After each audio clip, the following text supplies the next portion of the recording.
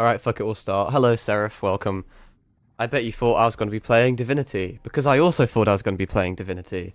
And I remembered the new update on Star Rail's out, so let's hop on the bandwagon of hundreds of thousands of streamers that are oversaturating this game, because that's a smart choice. Wow, a cool banner thingamajig. I was just doing the Divergent Universe, because I'm sure everybody knows what that is. Anime be, but oh, hell yeah, dude. Hell yeah. We have got a lot of shit to go through, kind of. I deliberately did not do anything, like, off-stream, so that we actually have 2 hours worth of content on these games. Let's get all these exclamation marks out of the way. You think I care about tutorials? Nah. I can't stay long, that's perfectly fine. I won't think less of you. Maybe just a little bit, but not a lot. I don't care about our group chat. What's she saying? The space station... can I English? Fucking hell. Space station sent over some gifts. What are the gifts? Let's ruin this surprise. Look at us doing slice of life shit, my favourite.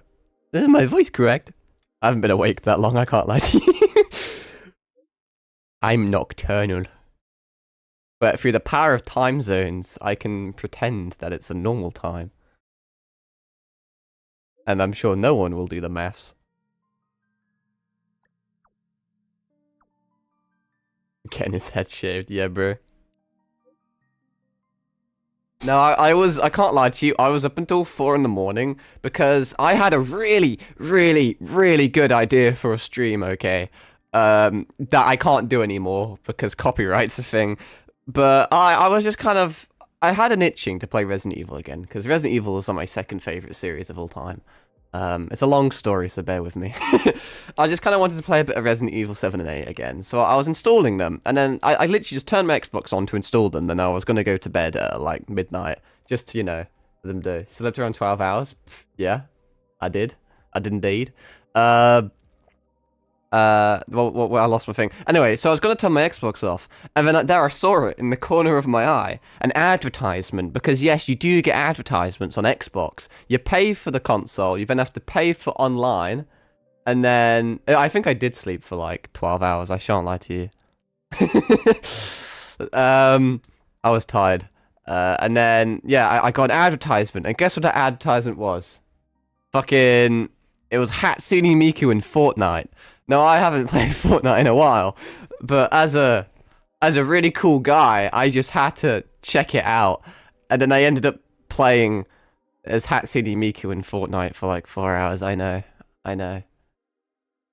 I fell off. I was playing Fortnite Festival because they had all the new songs, and I actually kind of like music games. I was just playing all the Hatsune Miku songs, trying to get like a good score. I want Hatsune Miku too. I haven't played in a while, but I bought the Fortnite crew for £10. It's actually quite, like, I'm a cheapskate, right? And to be fair, I have so many reward points on my Xbox from streaming and shit constantly that I actually have like £50 worth of vouchers and shit, so I technically didn't even pay for it. But, like, the Fortnite crew was always a good deal because you've got like 1,000 V-Bucks and like the battle pass, but there's so many different passes now. You've got an OG pass, the battle pass, the Lego pass, and the you've got the music festival pass, and the music festival pass gives you one of the skins for Hatsune Miku and some other like cosmetics for her. And then the 1,000 V-Bucks, I already had some, so I also bought all the store shit. But I technically didn't spend any money. Technically, it wasn't mine to begin with, so it's okay. I don't really play the game a lot anymore. I feel like the issue with Fortnite is there's good seasons and bad seasons. And most of the seasons recently have been dog shit. Oh, look at all these goodies. But anyway, my plan was, which I've done some research and I don't think I'm going to be able to do because I'm too much of a pussy. I was going to do a challenge run, like punishment stream of Resident Evil 7. I was going to play it on a really hard game mode called Ethan Must Die difficulty. I don't know if you know about it or not. But it's very spooky and it's very difficult. And I thought every single time I die, I will perform the Rizzler on Fortnite Festival.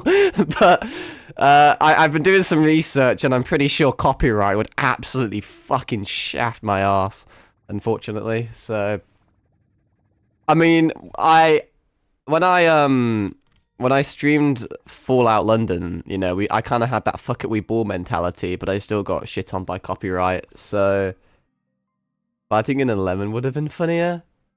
I quite like. I've never been a lemon before. I thought it would have been cool every single time I die on Ethan Must Die difficulty to play fucking Fortnite Festival. I think I still like the concept of like a punishment challenge run, but I'll have to do something else as a punishment. How many pulls do I have? I have 80. That's like bang on a character. Wow, a new battle pass that I won't buy. Although, honestly, the profile pictures are kind of cool. Also, I think like Herta's second best in slot is a battle pass thing. How do you check the I forget what item it is. How do you? Oh, it's this, right? It would be the Erudition one. I don't know if I have this. I'm assuming I don't have this. This is like Herta's second best in slot. Light cone, I do so proclaim. Alright, first things first. How do I redeem codes in this fucking game? All of them have completely different UI, so I forget it's here. Okay.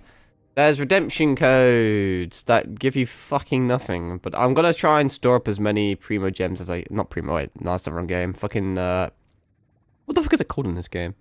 I can't remember. But yeah, we'll, I want to stock up, like, how many we can get. I think I'm actually quite high pity, to be fair, because I was trying to get, like, Acheron Eidolons.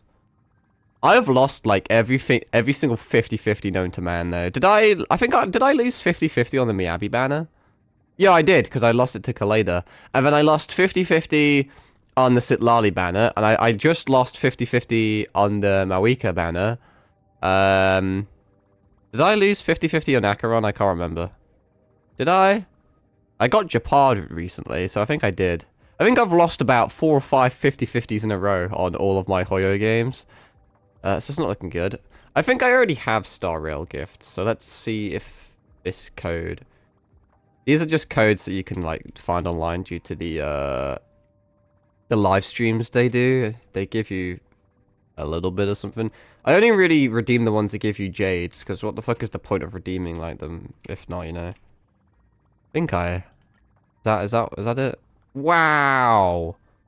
1/10 of a summon! Whoa!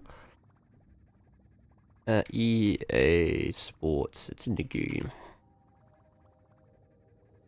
I never really know what to do in these Star Rail streams, but I just know there's a lot of content we can fuck around with, and I just like doing that, you know?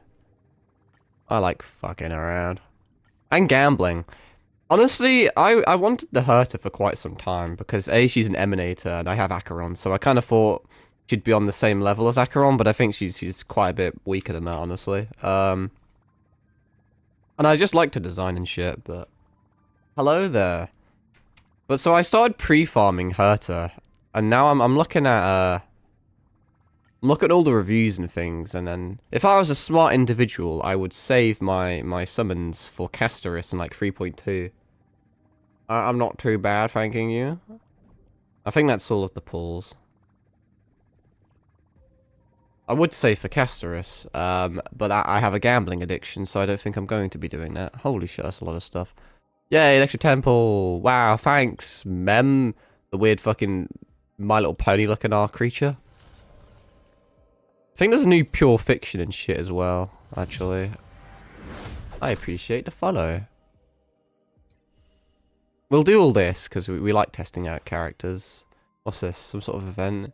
Is it another... Oh, it's an invitation. I don't have any friends. I don't think any Star Rail players have any friends. This is such a pointless, like, event. Trouble, that's just a new story. This is interesting, having double speed. I'm at like level 98 out of 100, so I could max that out because it gives you 120 summons. How often do I stream? I've been streaming basically every day. I try my best to stream daily. What am I doing with my life? Oh yeah, the aptitude showcase. Start trial. I love how they put the warp next to the trial. When allies attack, apply stat. Yeah, I know how Herta works. Let's check out the design. I really, like, rate the drip, I shan't lie. I do kind of fuck with the drip. What's the range on her beam? Her special beam cannon. This is pure genius in action. Cool. I'm just trying to like... It has like okay range. Sometimes the attack range like generally is interesting because every character has like a different attack range. Is that it? I was expecting...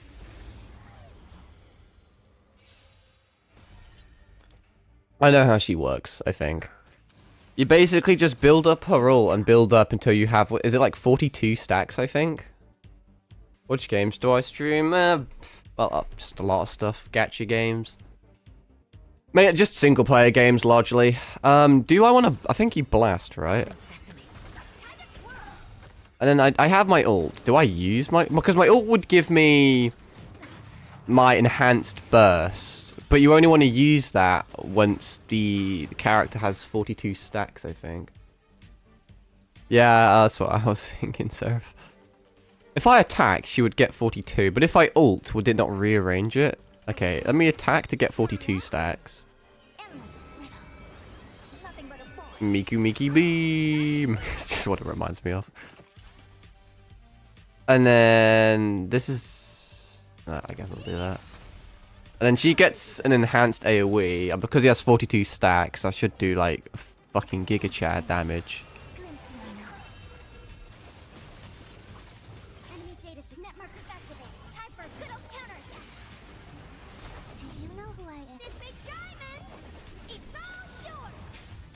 That gives energy to the Herter as well, which is interesting. I mean, she's fun. Obviously, you can't really take the demos seriously. Actually, can I check her character? I think I'll have to I'll check it afterwards.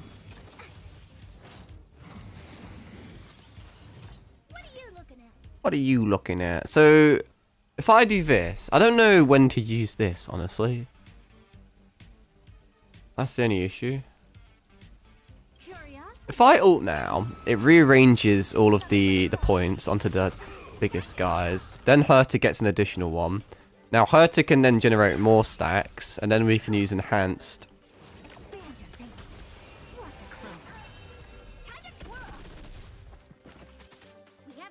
I mean, yeah, we'll like I said, these demos are actually kind of predatory because they always, like, all of the enemies are ice weakness, so obviously Herta's gonna be better, you know?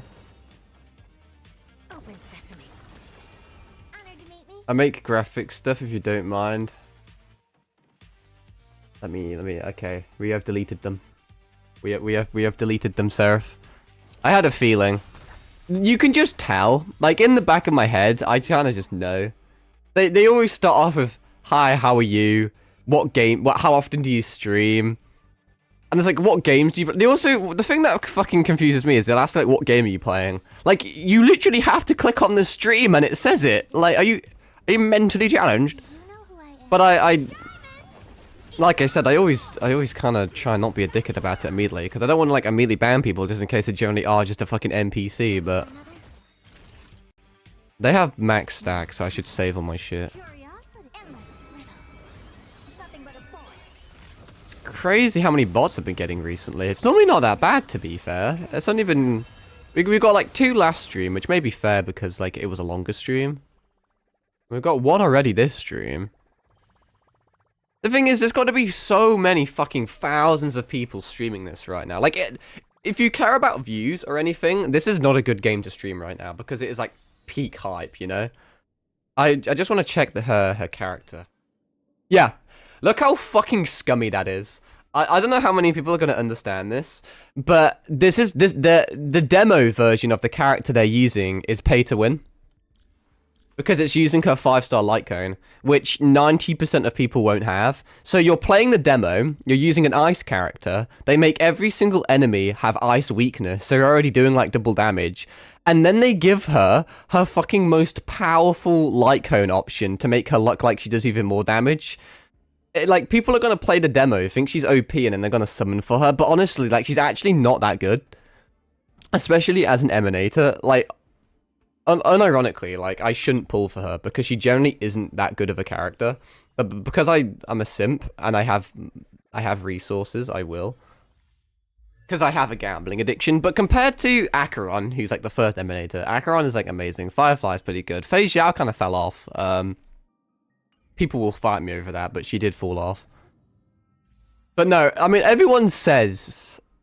Well, I mean, quite a lot of people say, if you're smart, you would skip this banner, the 3.0 banner, and you'd probably skip 3.1 banner as well. If you're an actual intellectual, like I said, you would just wait until 3.2 and then dump everything into Castoris. But I am not smart, so...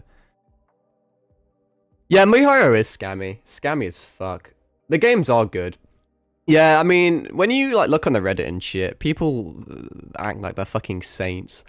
People forget that it's always money with this game, or the company.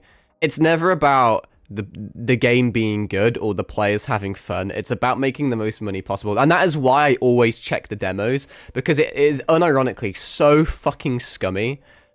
Honestly, like, I swear there's got to be some sort of law against it, honestly. Because it feels like, if I spend money and I pull Herta right now, she won't have the light cone, meaning she is going to be significantly weaker than she's displayed in the demo. And I feel like it's false marketing. Let's check this. Yep. Once again, they don't want you to check this shit. They want you to play the demo, and they want to just assume that it's just a normal character, and you're gonna go in and you're gonna fight shit, and it's gonna be good.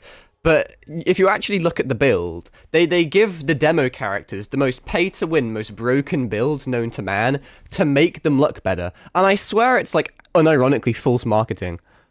I mean, technically speaking, like, you can obtain this, but it's like, I mean, if you're unlucky, it takes 160 pulls to get this character, and it'll take 160 pulls to get this character. So there's 160 pulls difference, like, in terms of power. Like, if you're free to play and you get Linkshire, she's not going to be as good as if you get this. And the demo is making you think... I don't know. Do you get what I mean? Because they're portraying her stronger than she is out of the box. And I feel like it is unironically false advertising. It's... I generally just feel like it's scummy. Because literally no one checks the character builds on the demo. I mean, let's check... What have we got here? I mean, this is Superimposition 5. You can't really see. Hang on, you can kind of see. That means they have like 5 copies of this light cone. So it's not even free to play. This is Superimposition 5 as well. They're not free to play light cones. They have maxed like fucking everything to make her luck as strong as possible. I think they should get in trouble with it, but the issue is that I don't want to call people dick riders, but because the game is good and the game is fun, people allow it. I mean, in their defense, her traces aren't max, but that doesn't make like a lot of difference, and I'm sure she's got decent relics. See, I can't remember. This may be a Mandela effect, and I think they may have got in trouble with this. I can't remember, so I may just be making this up. I swear, because obviously, because of how I am, I always check the demo builds. There was a 5-star character demo once that had fucking Eidolons unlocked. I swear. I can't remember which one it is, and I may be making it up, but I'm so confident that once there was a demo where they gave the character Eidolons. And I swear they got in trouble for it. No, you're perfectly fine, sir. No worries. And once again, every single character has fire weakness, so I'm basically doing double damage plus break.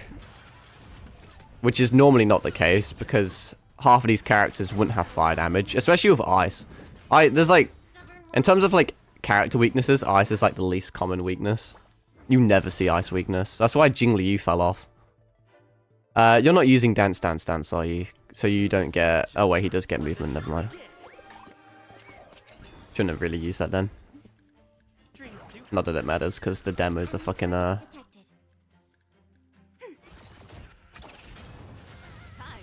wonder if anyone's ever lost at a demo.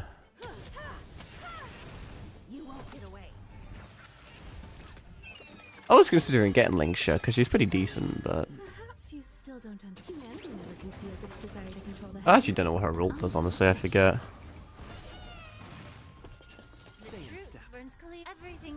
But the issue with Linkshire is like, she's really good, but she really is just ever so slightly better Gallagher. And if you do have E6 Gallagher, such as myself, it's like, what's the point? Especially if you're like a low spender or something. You won't get away. I mean, it's a fun team. Immerse yourself in it. Well, it's not really fun.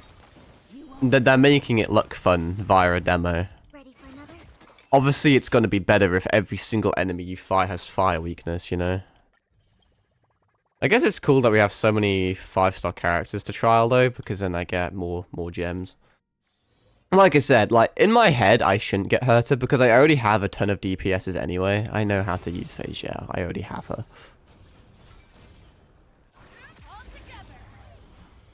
But yeah, Herta actually isn't that good. Like, if compared to Acheron, Firefly, Fei Xiao, like the top 3 DPS, she's like easy 4th place. And I don't think it's even that close. She's just blatantly like 4th place. She really isn't anything spectacular. She's just like a kind of a cool designed, fun DPS, but she's not broken OP. She'll get power crept very quickly. I forgot to check Fei Xiao's stuff. She's probably got a 5-star light cone. It seems like all of the 5-stars are having 5-star light cones this time around, which is scummy. My Fei Xiao doesn't even have a fucking 5-star light cone. But she's like I said, out of every character that I have, Fei Xiao is 3rd place. Acheron's 1st place by a fucking mile, followed by Firefly, and then Fei Xiao. So as a 3rd place slot, like, Fei Xiao is not worth investing into anymore. She's like all the characters are like decently fun and unique and shit, but in terms of like meta and like completing shit, apparently in this current mock, MOC or however you want to say it, Memory of Chaos, Fei Xiao is a tier 0. I have no idea how. I genuinely do not know how. Firefly tier 0 I understand, but Fei Xiao being a tier 0 and Acheron being tier 0.5 makes no sense to me, because I can clear it easy with Acheron, but I can't do shit with Fei Xiao. I guess it's because my Acheron is more vertically invested, which makes sense, but I'm assuming that's why, because Acheron's like an older character, so people have more eidolons for her. Does anyone realistically care what Jade does? The only reason you would get Jade at the moment is due to Urta.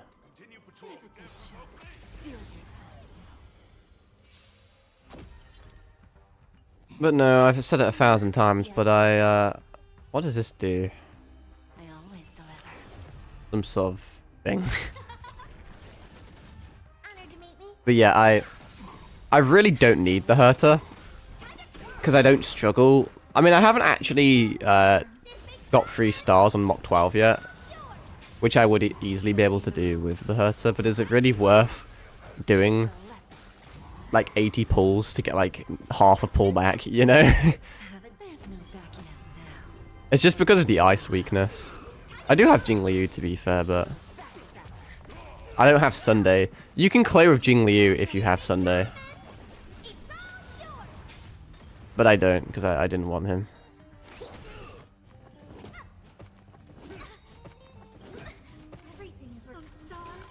I forgot to check the character again, but we can safely assume that every single character has fucking a 5-star light cone. That just seems to be the norm, which is lame as.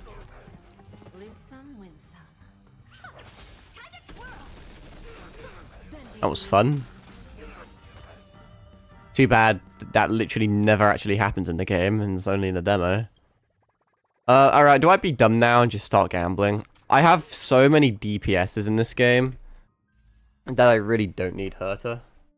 But she's a cool designer, she's an Emanator, and I think I'm near Pity, and gambling is fun, and it's really the only reason you would watch these streams.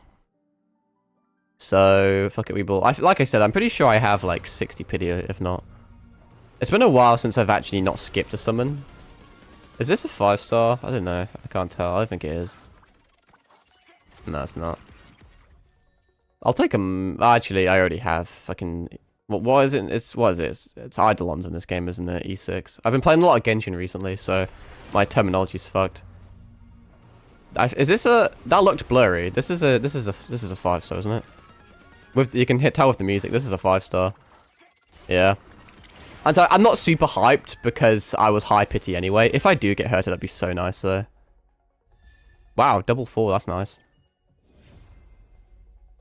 Okay, well, that is like the 7th 50-50 I've lost in a row. Man, I'm so unlucky. Kind of, but I got 4 stars. Plus, I actually used Bronya for my Acheron, so that's cool, I guess. Also, we're going to get another 5-star in this temple anyway, so it's okay.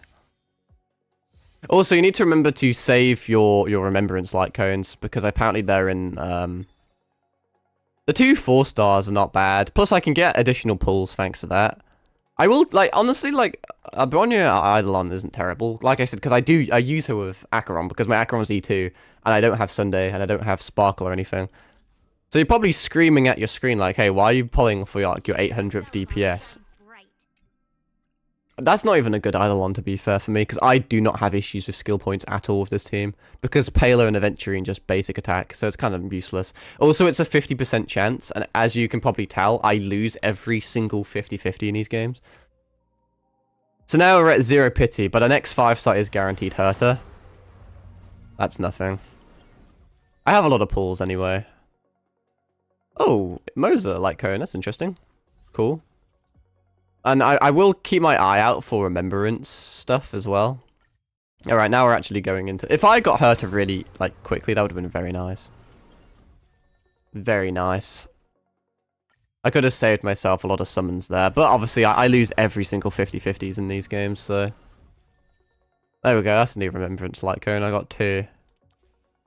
The following, going to sleep. When the memory sprites turn starter, so where are memory sprite? I mean... It'll have a use for, like, Remembrance, Trailblazer or some shit, you know?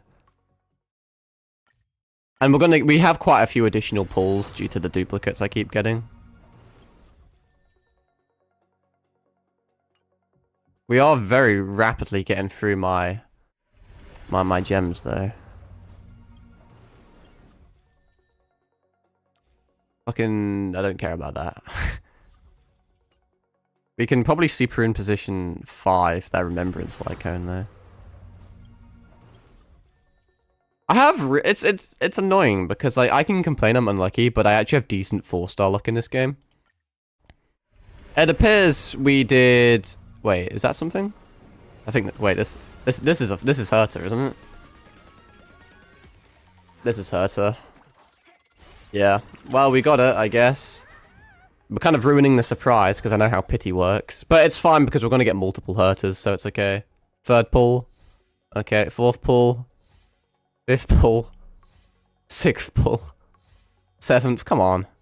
8th. 9th. Oh, you fucking piece of shit. Final pull? Man, that kind of sucks. Wow, we got Herta. It could have been worse, I guess. At least it's a Bronya Eidolon. I would have took a Himiko Eidolon as well. I mean, I did use, like, almost all my pulls.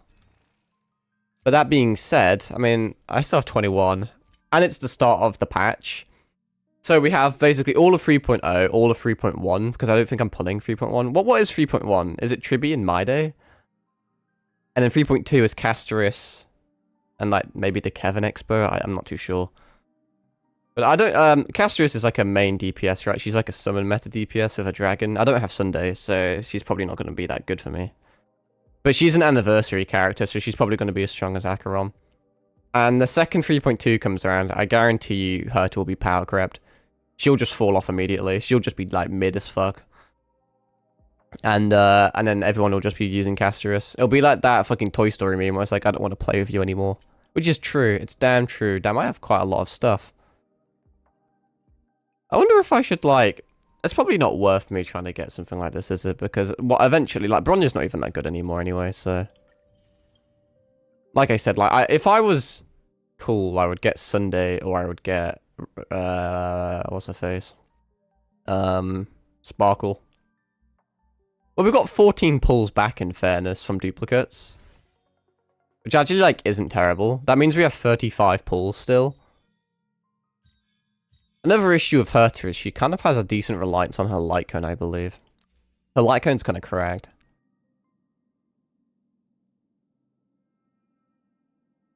Yeah, it's a really good light cone, which is kind of a shame. Alright, well, I'm not super happy because we lost 50-50, but I'm kind of happy because I got a Bronya Eidolon, but I'm not happy because it's a shit Eidolon. But we got her. I just thought it'd be kind of cool. You know? She's I just like her design and her lore and shit. So, in terms of light cones, I don't know how many options we have. I honestly, for the time being, I think I may use Himiko's. But I'm not sure. Himiko is like her third best in slot, plus it's max leveled anyway. I've got so many fucking notifications on my phone. Let me go on Pridwin and then look at shit. And then her second best in slot is the pay to win battle pass one, which I'm probably not going to get, let's be honest. I mean, I may do eventually, but I'll have to see. Let me check where's Herta at. Trying to pull up her character build on Pridwin quickly. I want to say this. Is it this one that's third best in slot? I think it is. I mean, fourth best, fifth. This is fifth best in slot.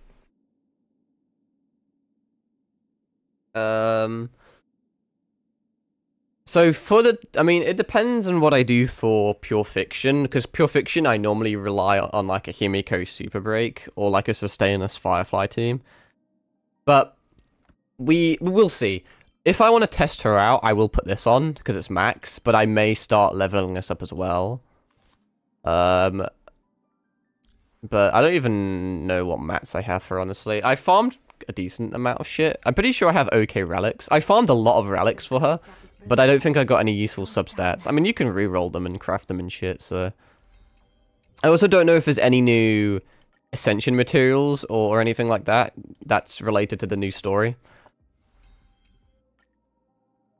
Is this new or is this not new? This isn't new, is it? This is old. I have... Look at me actually being relatively prepared for once. I mean, the thing is, like, I did pre-farm her. The thing with this game is, like, all of my characters are so, like, fully built. Let's just slap on auto, and then I'll just talk. Not the most exhilarating of gameplay, but, you know. I did kind of, like, pre-farm for her, but it's because everything on my account is so well built to the point where I don't have anything else to do with my energy. And like I said, when she first got, like, announced, I thought she was going to be cool. I do like her design and her lore and her voice acting, her voice lines. She is a cool character, like, I do like her. It's just that, on my account, I already have the best 3 DPSs in the game, you know? And Herta at the moment is clearly 4th place. So she's like, she's gonna be the weakest.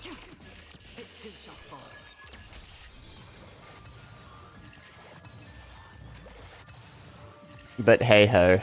Plus, I already had Jingliu, so it's not like I even needed ice coverage. I know Jingliu is trash, but if there is... Like, for example, the current Memory of Chaos, there is a side where it's ice weakness, and Jingliu by herself will probably eat shit because she's trash, but if you do use Sunday with her, she actually can clear it quite competently.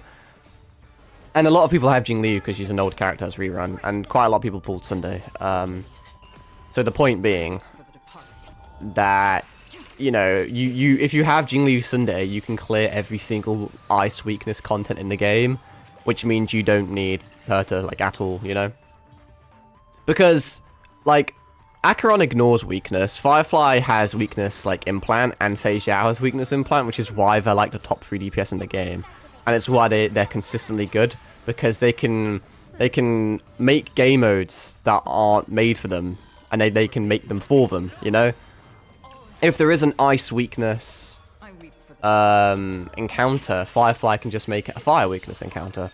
But Herta doesn't have any weakness implant, meaning she's basically useless if there's no ice weakness. Obviously, she's probably going to be quite good in Pure Fiction for quite some time because she has good AoE. So even if there's no ice weakness, she should be able to just plow through weak cunts. So maybe that'll be useful. I've never struggled with Pure Fiction as the issue. I know a lot of people do. I mean, it can kind of be close sometimes. Sometimes it takes me a few attempts.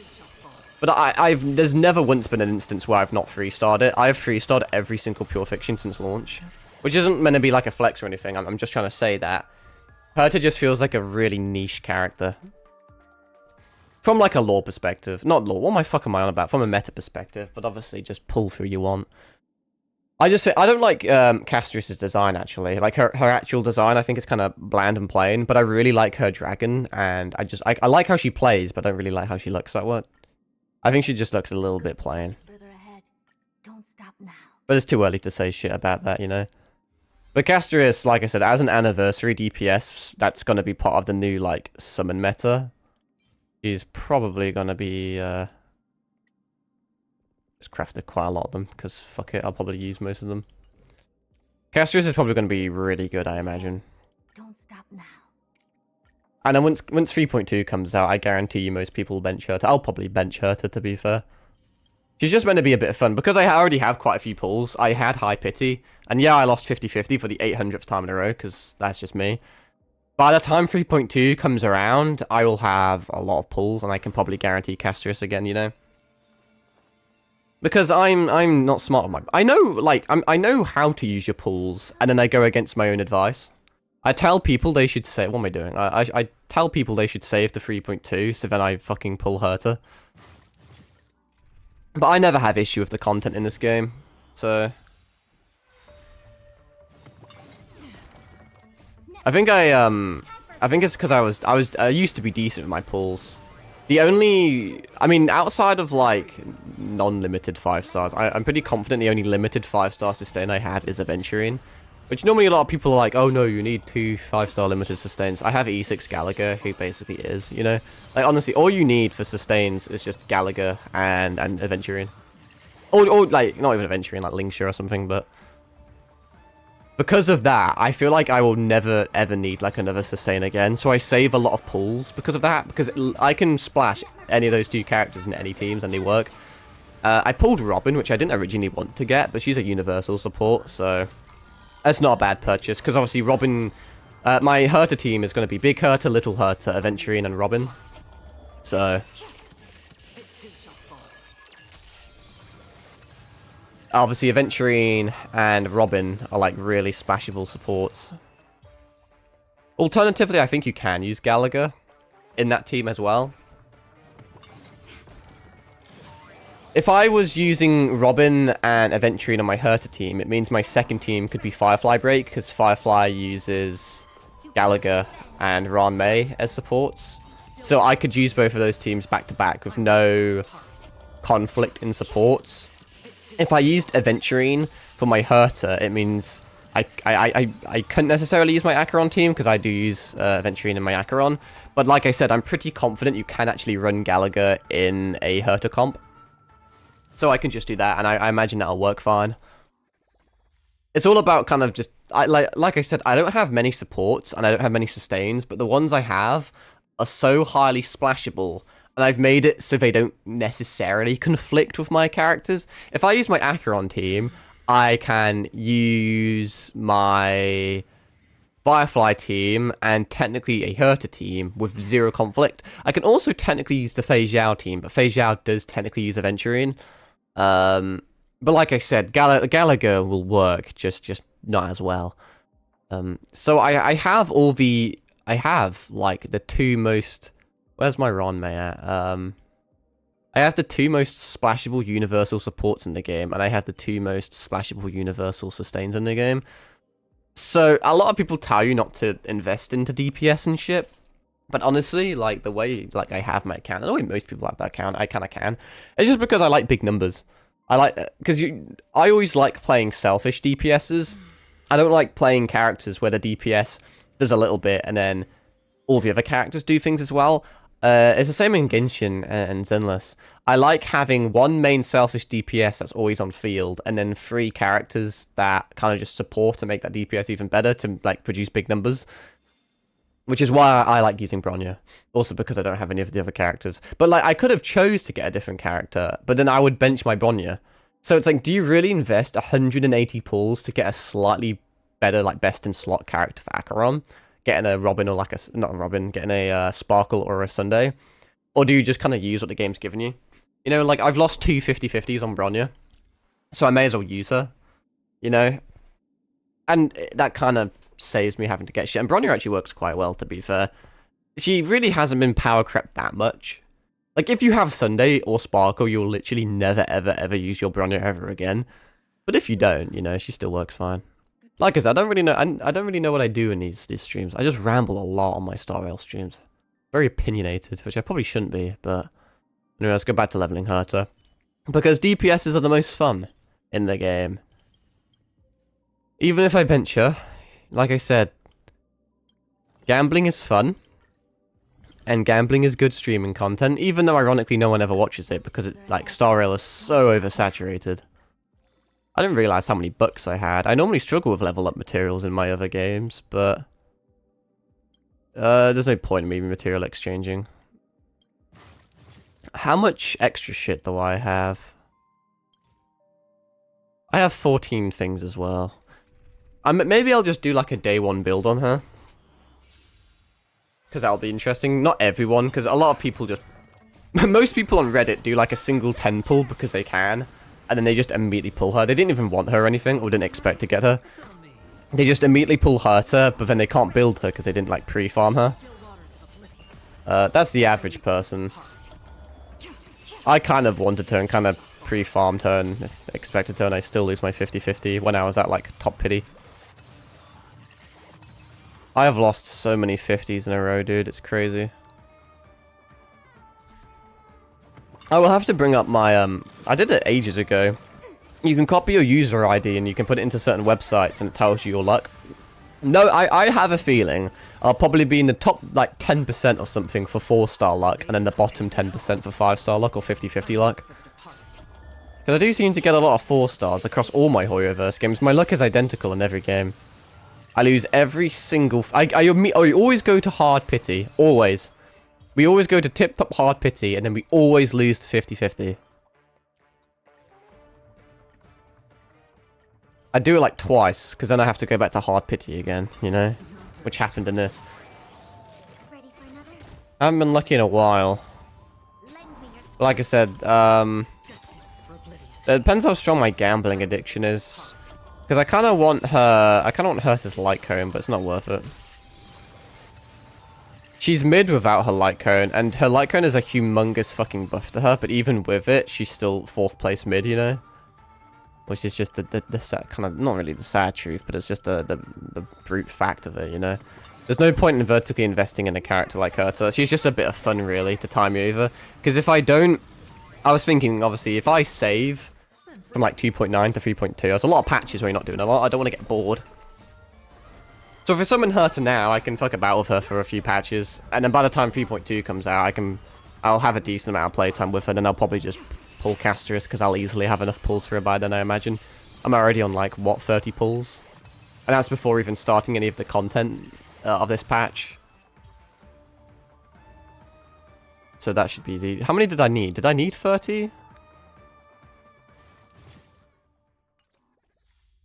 I think it was 30, but I can't remember. I was 35. Well, fuck me. Well, one more. That works out energy-wise, though, at least. We can try and 3-star mock with her if I can build her well enough. Like I said, I think I have quite a lot of relics. I farmed Scholar Lost in Erudition quite a bit, which is why I called the title the thing I did on my stream. I just think Lost in Erudition is such like an edgy sentence. It sounds cool. And I also farmed quite a bit of Azumo as well, that 2-piece planar set.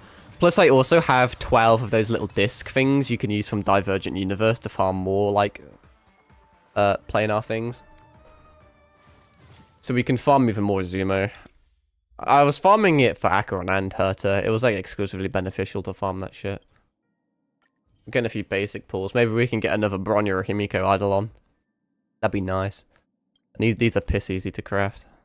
Fucking thousands of them. I didn't know if I wanted to go over some of the things they changed, because they had added like more of a build guide. There already was a build guide in this game, to be fair. Like they also added a smart equip. So let's see. Quickest clip will only fill slots you don't have relics in.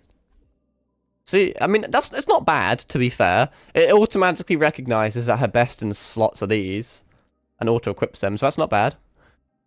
No, I think compared to Genshin, when you look at some of the shit, because like you have your recommendations here, and you've got fast equip here, and even like you have, I mean the recommendations aren't even up yet, and yet it still does the correct ones.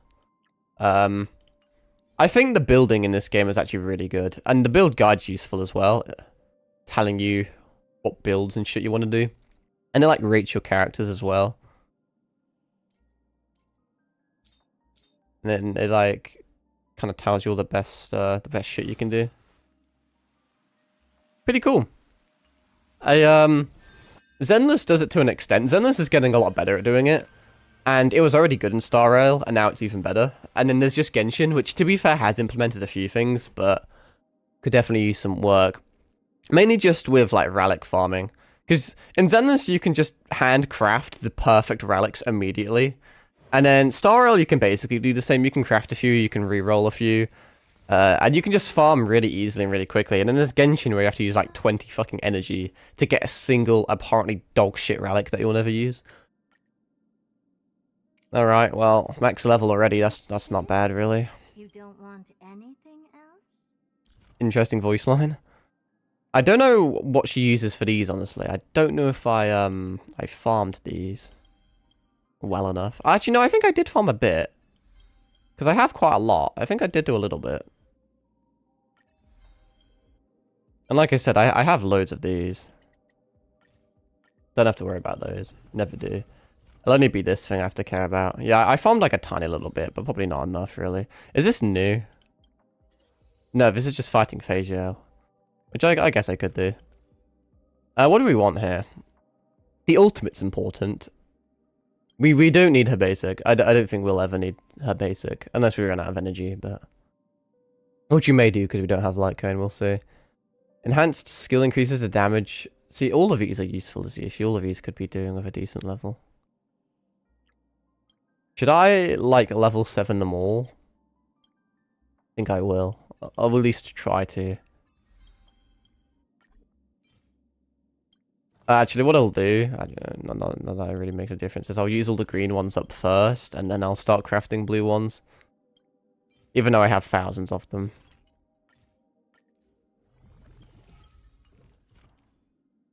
I'll get them all up until like level 7 where they need the boss materials, and then they'll probably stay there like for a little bit. In one sec.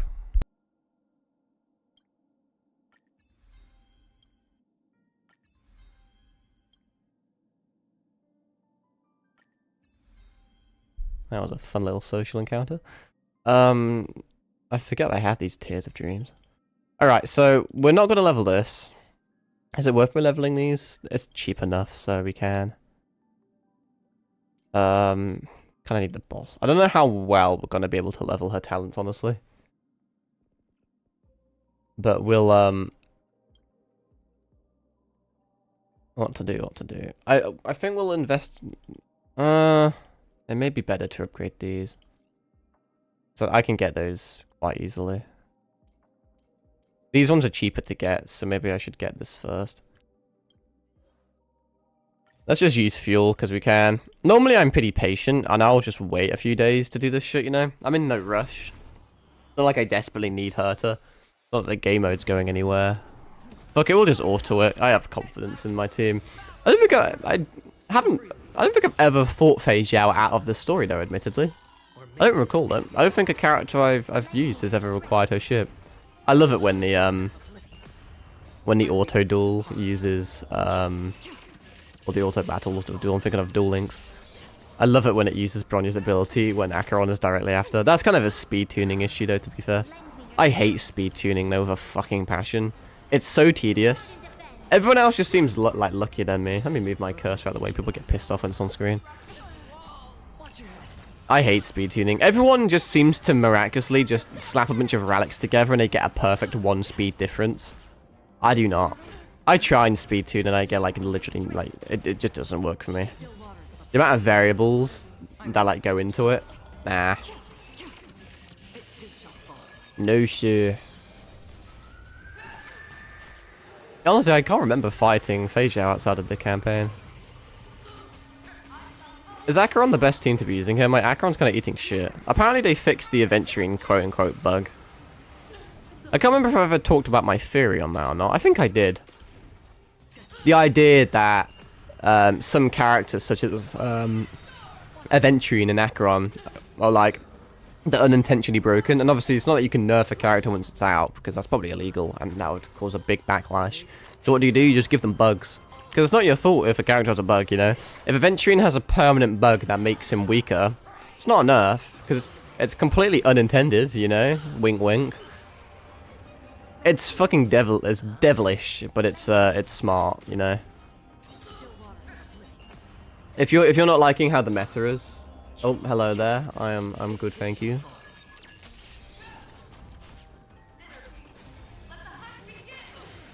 But no, just if you're not happy with how a character's performing, just give them a quote-unquote bug, you know, and then just never fix it. My Acheron may actually die, honestly.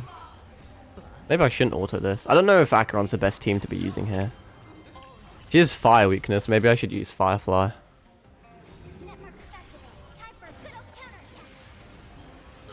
Firefly may be better, because the auto is not doing too well, funnily enough.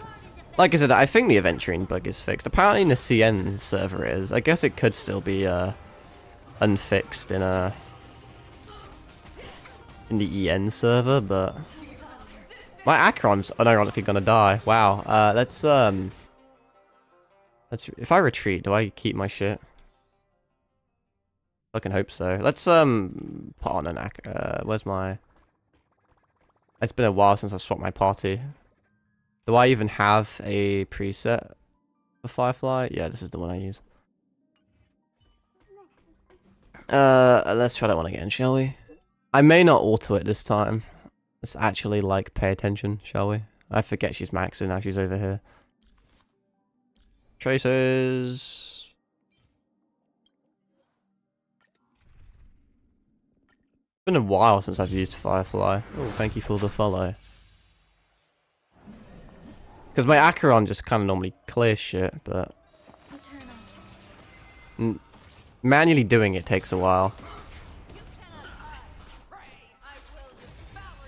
What do I do here? I always forget. We Firefly first and then we Trailblazer. Yeah.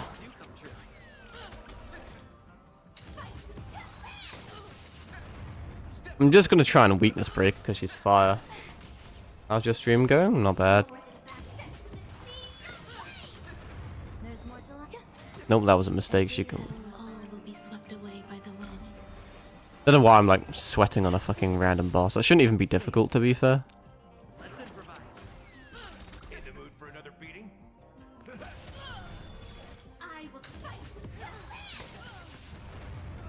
There we go. That's good damage. We like that.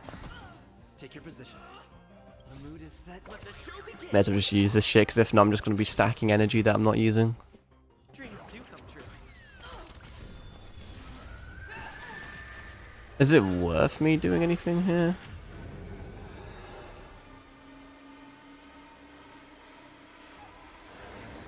Ah, fuck it. I don't really need to do it, but it's just satisfying to swipe a bunch of weakness broken shit.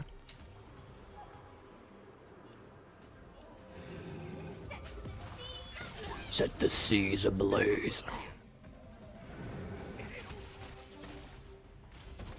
I was thinking about getting additional Eidolons for Firefly, but I thought... Because I think I could have, like, E2'd her. I think she's E1 at the moment. But then I thought, like... I didn't really see the point. I also shouldn't have done that, but oh well.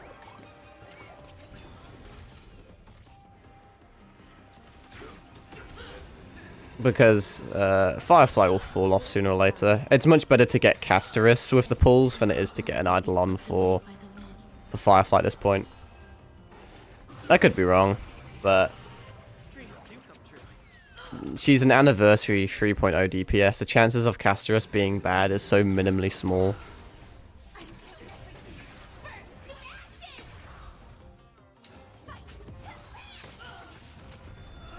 Not bad damage, that.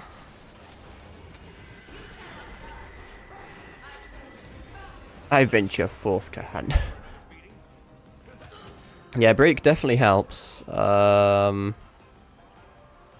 really need to do this, but I will, because it's satisfying. Galgazor's pretty cool.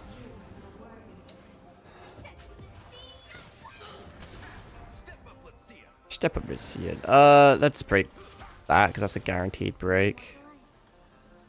And then this is kind of useless, really. So fucking bonk a dog on the head. See if we can get this. Oh, she's getting a few turns. But it won't do too much. Yeah.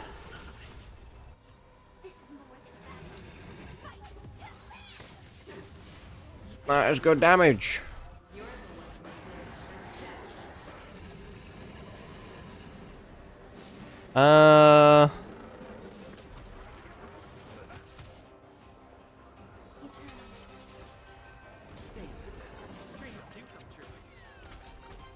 Let's see what we can do here. Don't know how many times I should farm this.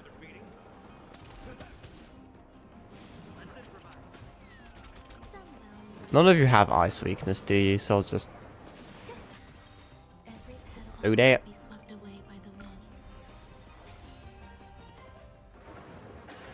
Bonk.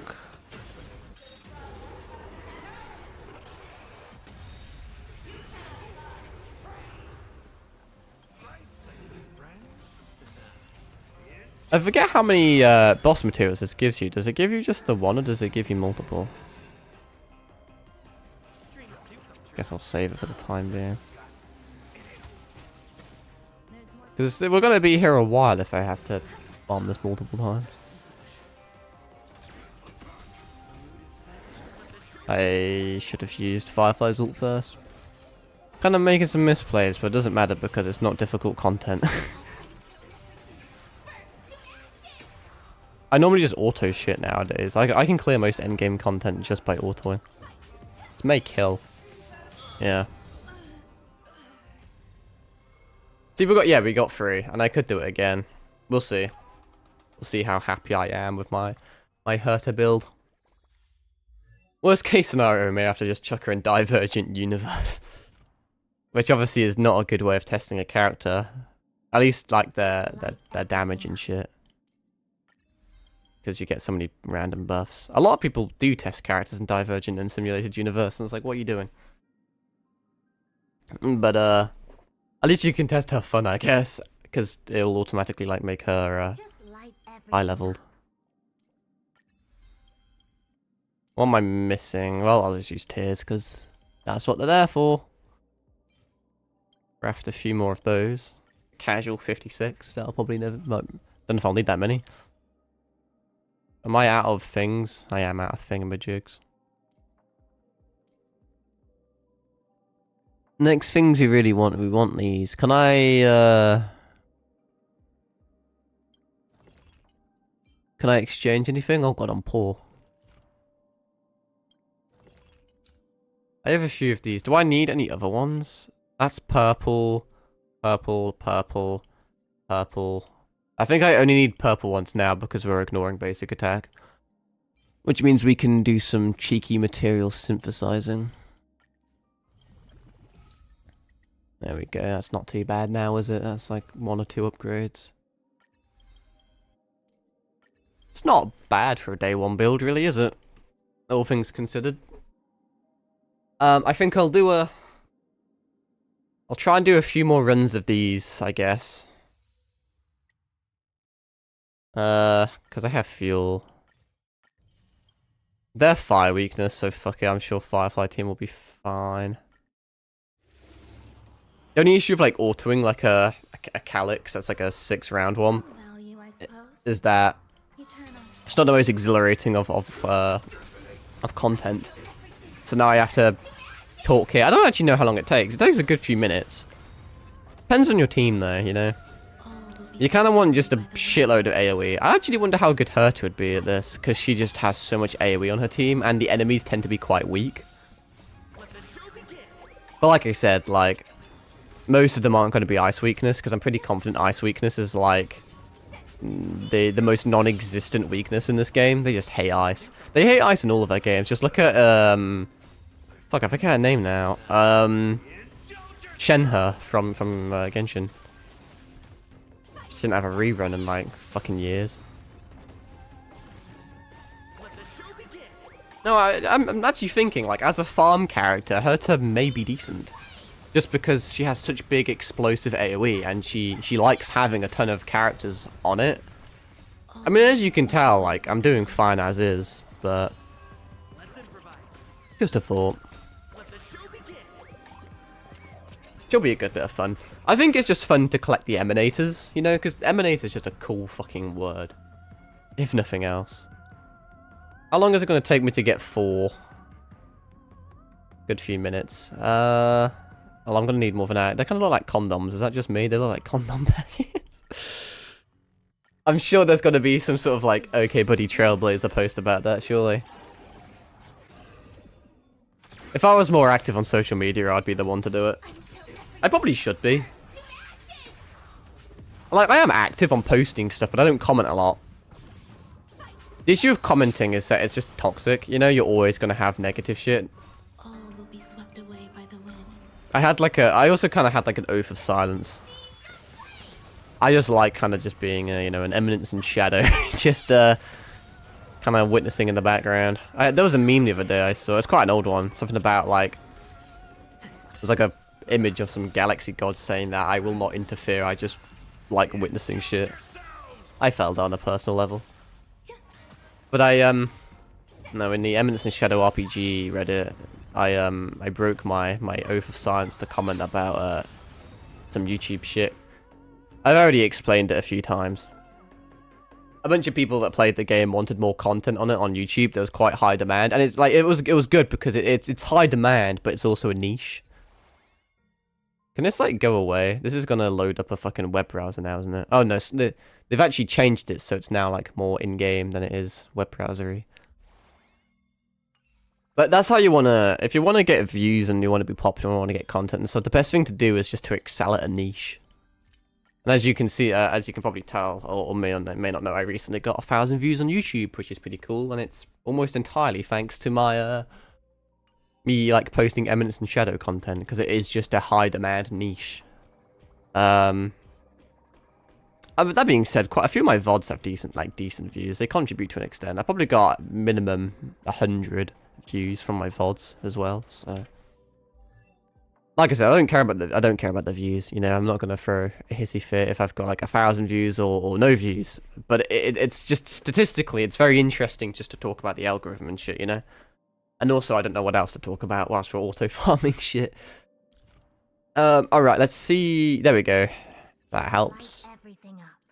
These are really expensive and not really worth it. Like, obviously I will get them, but do I really want to use 8 of these for an increase of 3 speed? Not sure that if I want to do that or not. How many more things can I do? How many more runs? I technically could do 12 runs of it. That is a lot, to be fair. Like I said, I probably should save my fuel. But if you like save and hoard your shit, you're just never going to use it. And, you know, I have the issue in a lot of games. I hoard shit for so long, and then I just kind of just never end up using it. And I beat most games before I use rare items. The only reason I'm using them now is just because I'm streaming. And it gives me content to do. And also, it's like a day one thing, you know. Like I said, there's not going to be many day one builds. Not that anyone's going to be watching or like care anyway, because there's fucking hundreds of thousands of significantly more popular content creators playing this game right now. That's a peculiar thing with your games. It's like Minecraft. It gets an update, fucking everyone covers the content. Give it a few weeks when the content's dead and a bit dry, and you're kind of waiting for the next big piece, the game's dead. So it's not very good. It's not a niche, you know. Because the game's like either dead or it's too popular. It's too popular and oversaturated. It's not good for coverage or discoverability. And when it is dead, there's less people streaming it, which is you think would be good because then you've got a higher chance of discoverability. But there's also just like no people fucking viewing it. Getting 2 purples is pretty rare, isn't it?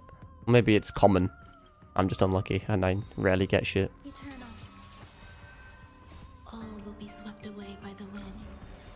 Luck is a peculiar thing. We do seem to be farming this quite quick though, to be fair, because it's like mainly fire weakness. But apparently this pure fiction I haven't checked it, but I think there's new Pure Fiction now. It's going to be piss easy. Like, ridiculously easy. Like, I probably won't even need Herta for it. It's designed... Obviously, I could rant about how scummy it is as well, that all endgame content is scaled towards the most recent character. Because it makes characters look stronger than they are. You know, the Mach 12 at the moment has an ice weakness. A very rare, legendary ice weakness. Which means Herta's gonna fucking slap in it, you know? I don't think mine's high enough level to perform super duper well, but I'll give it a go. I'll try and test her. I forget which one is the ice weakness. If it's the first round or the second round. First round's Svarog, and the second round is the big swarm cunt. I can't remember which one has the ice weakness. Hopefully it's the first round, because if not, I have to use a different team first round just to showcase Herta on the second. And honestly, my teams kind of struggle to an extent. It takes a good few rounds. It's pretty time consuming, and it's kind of boring, so... Like I said, it's probably not super smart to do all this, but I will for the sake of completion. We'll try Pure Fiction, but the issue is the Pure Fiction's also scaled towards Herta, but it's so easy to the point where you don't even need her, apparently, so... no, I will do another one, why not? By the time I've, like, done some content, my energy will regen enough to the point where it's 60 and I can do another free one. Because I've still got like an hour, well 50 minutes left until it's a 2-hour stream. And we'll probably do more than that. I don't know how much I will do. I do like my horror games. I do complain about the company and how scummy they are, but the games are fun, so... I guess we don't care about ethics, you know, ethics are optional. I always say though, I never know how to voice my opinions about shit, especially when it comes to this game, but a lot of people are hooked up on character kits. They look a lot about that shit, and I think the game is actually less about character kits and more about game modes. Because if you want, because all the game modes, all the end game modes, the Pure Fiction, the Apocalyptic Shadow, your Memory of Chaos, all of them have like passive buffs and debuffs. They all have little gimmicks. You know, like the current mock has the if you can AoE kill the trotters, it does like a percentage based damage to the boss. So if you have an AoE character, you're going to do substantially better, you know? So a character like Fei Zhao, who is somehow tier 0, and I do not understand how, because it's an AoE mock, but she's not AoE. So I don't really fathom that. I think it's because she can weakness break Svarog and shit, which is really good. You can basically, like, make him not have a turn, but still. But, you know... Obviously, Herta's AoE, so all of the endgame content is scaled towards her to make her look better and shit. And then, when there's a new character in rotation on the banner, there'll be 0 ice weakness for like another year. And it just won't be scaled to weak AoE enemies, so Herta will just fall off. Because she would look amazing, so everyone would pull her. But it's the game modes that make her look amazing, though. It's not her kit. People look at her kit and think she's amazing, but it's the game modes. All of the game modes have ice weakness, so of course she's going to be well. But if you don't want Herta to do well, just delete ice weakness from the game. And it's what they did with Jingli when Jingli was like tier 1 or some shit. When she was like good. How do you make Jingli bad? It's ironic that both of them are next to each other as well. I find that funny. But how do you make Jingli bad? You just delete ice weakness from the game. And it's literally what they did. They unironically just removed it from the game for like a year. In endgame content. Made the best DPS in the game useless. Because it's all endgame related. If you wanted to... You could make Jingliu tier 0 again in every single game mode. How do you do it? You just provide passives that make it possible. You make every single enemy have ice weakness, and you make it so it has something to do with a kit. When Jingliu uses her enhanced attack, it takes away like a HP percentage. So just give it like a really obscure buff. Like every single time a character loses health, gain fucking double damage, you know? It's all about the passive abilities. You could make Jingliu broken again just by having niche passives in endgame content. And that's what it is. It's all about endgame content. That's like kind of the power creep, I feel. Because we were in a break meta, but we're now going to be in a summon meta. So Firefly becomes redundant because the content's no longer about break. And in 3.2, when Casterus comes out, Herta will be irrelevant because they'll stop putting ice weakness on things, and they'll stop putting weak AoE enemies that you can hit, like the little fucking elephant cunts that I've forgotten the name of, the trotters, you know? the trotters have the devs have specifically put trotters there so that Herta can do better, and they'll just delete them from the game when they no longer want them to be good. The issue is Acheron, because Acheron's too powerful and Acheron clears everything. I'm sure Hoya regret making this character, because if you have a character that clears everything no matter what forever, and you don't have that power creep, people won't pull new characters per se. You know, in theory, I can just Acheron everything and just win and be fine. But because I have a severe crippling gambling addiction, I'm still here, which is probably what they're you know, that's what they're gambling on. They want you to have that addiction to the game. But Acheron is a mistake as far as it comes from like a game development thing. She's amazing for players, but as her kit is almost unpower creepable in my opinion, just because she's all about just that raw damage that just says no to everything. And that's probably why we're getting so much HP inflation, because it's kind of the only way you can kind of counter Acheron. You have to just... If Acheron does a million damage to every single enemy in the game, how do you counter that? You just make every single enemy have 10 million health, you know? But then, obviously, every character becomes shit. So how do you do that? Well, you just make the new characters do what Acheron does, but just times it by 10, you know? And it's really the only way you get rid of Acheron, by making more Acherons. Or better Acherons. And that's why the power creeps now, the fucking wazoo. I tell you, I have a lot of strong opinions about these games. Anyway, what do I do? Can I craft this? I was too busy ranting. We can craft that. Her traces are not bad, honestly. They're probably around her, demo traces, I imagine, are they not? The demo normally has 7 or 8 out of 10. That's not bad, really, for day 1. I don't know if do we even dare look at relics? I have a lot, to be fair, I think. I'm gonna have to filter it this way. Set. Yeah, I mean, yeah, fucking hell, I have a lot more than I thought I did. And I can still farm more because I have, well, not these ones per se. I can farm Zumo because I have a few energy things here. Let me bring up Pridwin and then let's look at the builds, because I imagine the auto has probably not put the best substats on. Is it going to tell me what substats I want on? I don't think it actually is. Am I blind, or is Pridwin not telling me the substats? Or is it down here? Oh, it's down here, I think. Weird. Right, substats, speed, crit rate, crit damage, attack. So it's equipped this, which I'll never understand. I think it's because she's new. So she doesn't necessarily have, the game hasn't, like, automatically, like, selected shit. Because you want crit damage on her. But normally this would be highlighted. Because it's a recommended stat, but because she's new, it has not. Is it worth me, I don't know if it's worth me filtering through that. I have to filter through quite a few things. What I will do is I'll just lock anything that has a decent stat. So, because I could level it and it could roll crit rate or something. So then it would have 2 substats. That has attack percent, and it has crit rate, so that's a 2. That's 2 stats. Obviously, I could technically... This looks shit, but you could level it, and then you could get crit rate, and then you could max it out, and it could roll crit rate every single time. So, in theory, they can still be decent, you know. Seems like we're going to have quite a few... I mean, it has attack percent, so I'll lock it, but it's not... This right here is the kind of piece you want. That's also a really good piece, potentially. Potentially.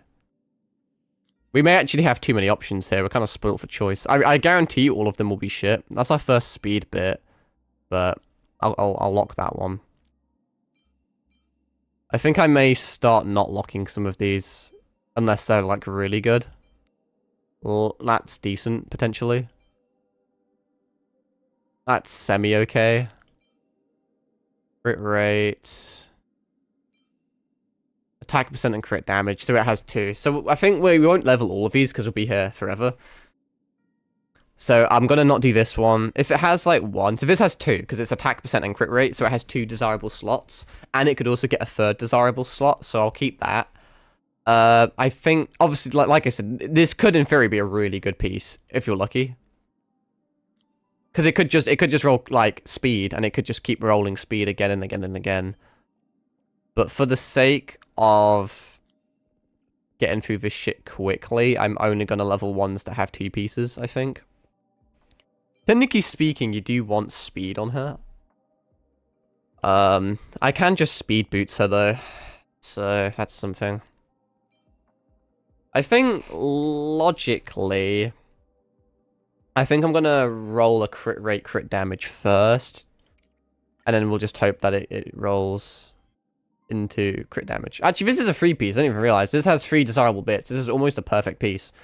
The only thing that could make it better is if it gets rid of effect res for speed, and then it would be kind of a god roll. So we will take any upgrade here except effect res. We don't really want attack percent. I'll take it, but ideally we wanted crit rate or crit damage. Like that. That's actually not a bad piece, to be fair. In all honesty. Obviously this has 2 rolls, so it could be okay. But I mean, attack percent and crit attack percent is the 4th most desirable, whilst crit rate's the 2nd most desirable. So a crit rate, crit damage is better than an attack percent, crit damage technically. So this is a good piece. This has the potential to be a really good piece. That has potential. This kind of has potential, but I think I'm going to unlock it for the time being. I think I'll unlock both of those, honestly. I'm going to keep those for now, and then we'll check out the substats and everything else, because if not, we're going to be here for a while. Gloves, that just basic rolls attack. So once again, I like doing it from the bottom for some reason. That's a dead piece. Dead, completely dead. Attack percent and speed. I do want a bit of speed, so I am going to lock some speed things, because I think one of the issues we'll have, and it's an issue I normally have, I focus so hard on crit rate, crit damage, that I never really end up with speed. And just because I fucking hate speed tuning. It's so precise and precarious. I'm not going to lock that for now. We may have a bunch of dog shit rolls here, so we may be forced to lock something suboptimal. Crit rate and attack percent, it's technically a 2 roll, so that could be a 2 roll. That's mid. I mean, it could, once again, it could roll exclusively speed and be decent, but it won't, because it's me we're talking about. Cool, we got some really dead pieces, actually. Almost all of those are horrifically dead. We only have one semi-decent one of speed and attack. Well, let's level this up and see what the second roll is. If it's crit rate, crit damage, it's golden. It rolled effect res. It's okay, because hopefully we get something... Okay, we've got a speed roll. If we keep getting attack and speed rolls... Once again, you can technically re-roll the stats of that new thingamajig. It rolled... It's 50-50. Like, literally perfect 50-50. It has 2 desirable stats, 2 undesirable stats, 2 leveled desirable stats, and 2 leveled undesirable. So this is a 50% piece. Which obviously isn't the best. We could probably get something better by filtering through some shit here. I mean, even just rolling 4 and a crit damage would be more desirable, but it's me we're talking about, so it's not going to happen. I'm going to save this just because it could roll like a desirable slot. I mean, this could also roll something desirable. Obviously, it has 2 dead stats, but it could get better stats. This is kind of copium, though. Actually, let's roll this piece, because this has 2 desirable stats. If it rolls speed or crit damage, we're golden. It got break, which is not good, really. And rolled defense, which is not good. Attack is okay, but we would much prefer a lot of crit rates. Nope, this looks like a pretty dead piece. Oh yeah, that's a trash piece. Didn't roll second best in slot, so we can unlock that and we can just use that as fodder. Trash piece, I'm just going through everything again. That has speed, so that may be worth it. Because I'm just gonna lock them because we're kind of down bad for our gloves at the moment, so. You never know when you're magically going to get slightly lucky, because this could get a decent roll, you know. There is potential there, it's copium, but because we don't have an amazing roll, I'm just going to lock anything that has even remotely, like a desirable stat. I mean, this isn't a terrible piece in fairness. Like I said, it's a 50% piece. The game knew to automatically put a crit rate on, which is kind of the best slot. It did roll attack percent, which isn't amazing, but it's better than not having it. We will take crit rate or crit damage. We want crit rate. Crit rate's more desirable here. But if we have a... that's trash. If we have a crit damage with really good substats, it would technically be better. It has attack percent, so it has a small chance of being decent. What's this? Also has attack percent. Not very good rolls, really. Basically just attack percent. Hang on, what's this button down here? Is this just a reroll? Oh, it just tells you how to get them. It's just a handy little button. We like handy buttons. Come on, give me something decent. Oh, see, this is why you lock things like this, because this has potential. I'm telling you, this has potential. This is why you do this. It's rolled exclusively good rolls so far. I don't want to jinx it. Come on, give me something decent. Yeah, actually, that's mid, but it's not bad. Because it not only did it roll the like third most desirable stat, but it did get a level in it. Plus, it got 2 levels in a desirable stat, and then 1 that's kind of iffy. But it looked like a bad relic. But if you just put a bit of copium in it and actually invest in it, it's actually not terrible. In fairness. Which is why I'm going to level this up, because this looks trash, but if it rolls a good substat, which it didn't, so that's a dead piece. But now we know. It took 2 seconds of my time and, like, no resources to, like, check it, you know? So you may as well. You never know. That's also dog shit, so now we can get rid of that. And I think that's all the crit rate ones we care about. So it's not awful. We want... And once again, it automatically puts speed boots on, and it has attack percent, so it's not awful. We could also have attack percent boots. But like I said, I don't like speed tuning. It's really tedious and not fun. I think I'm going to be using Robin with this team for now. I'm gonna, because obviously I have Robin built, but I need to go out my way to get Remembrance Trailblazer and then build them, so it'll take ages. And I'm assuming Robin is just better. Normally in a Herta team, you do have an action advanced character, which means you kind of do want some speed tuning. But I don't know how I'm going to do it. We'll see. Ideally, you want... there's a few ways that you can do it, because you can do hyper speed or you can do like super slow. So we'll see. We could do like a super slow Herta if we do attack boots. So maybe I will save both speed and attack boots. That's kind of dead though, to be fair, and that's dead as well. Any speed and attack percents we'll look into. I mean, if I don't know, that kind of is not that good, to be fair. That's better than this one. I think I'll unequip that one. That's probably arse. There's no point in leveling that. That has potential. Like I said, if we get absolutely horrific rolls on speed boots, we could just run hyper slow attack boots. Because it's not like I've rolled too much into speed anyway. None of my substats really have it. It's mainly crit rate and crit damage, which is the issue I always have with the characters that I build. So we could just run super slow Herta and then just like really fast Robin or something. And then we can just use Robin's ult to like just keep doing the rotation again and again. Although it is kind of confusing when you're looking for attack percent and speed. Shit, honestly. Ooh, hang on, that has potential. That's trash, trash, and trash. I want speed boots first. If this rolls something good, we'll level it. If not, I'm not gonna do it. Yeah, that's dog shit. Let's spit on that. This is literally immediately better just because it already has crit rate on it. Hopefully it rolls something decent. You know, attack percent is like a 4th best in slot, so it's a 50-50 at the moment. Plus it rolled crit rate. Not a high crit rate, but a crit rate nonetheless. Double crit rate. Okay, this is looking okay. Triple crit rate. I don't want to jinx anything. That's perfect rolls, kind of. Every single roll was into a desirable stat. And crit rate is the second most desirable stat at level 3 times. So that's not actually a bad pair of speed boots, in all honesty. These all have potential as well as attack. I'm going to keep some attack boots just because I don't know how my speed tuning's going to be. And then in terms of let me filter, get rid of you. Planar, Izumo. See, I have quite a lot of Izumo as well. And I also can farm some more. Yeah, the auto AI hasn't actually done a bad job in detecting what it wants. We do want ice damage.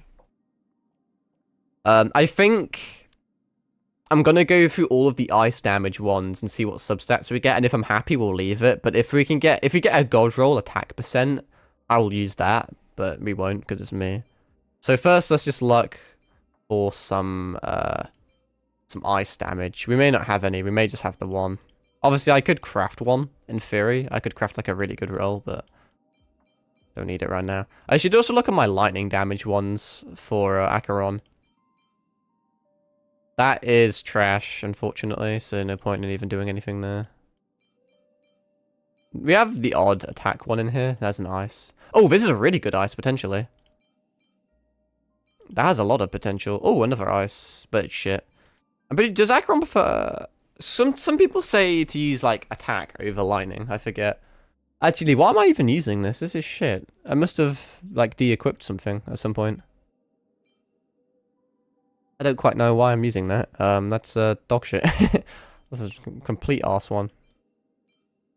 I swear I used to have a better one. I must have de-equipped it upon someone else and then forgot to swap it back. No biggie. Okay, this isn't the best one, but it could roll something decent. If it doesn't, I'll use the other slot. It rolled defense, that's pretty arse. This one will probably be significantly better. It could even roll something better. Come on, give me something. Give me a god roll. Mid. Give me a 50-50. That's not bad. Give me another 50-50. Not bad. I would like a bit more crit rate, but that's not what we want. Come on, dude. Give me a 75%. Okay, it's a 50-50. 50% good stats and 50% upgraded stats. So that's okay, I guess. Let's look at the attack percentage orbs. Right, that's mid, basically. Dog shit. I could just filter it by attack, but why would I do that, you know? Why would I make my life easier? That could have potential, in fairness. That also could have potential. They could both roll crit rate, crit attack. Once again, that could also roll desirable stuff.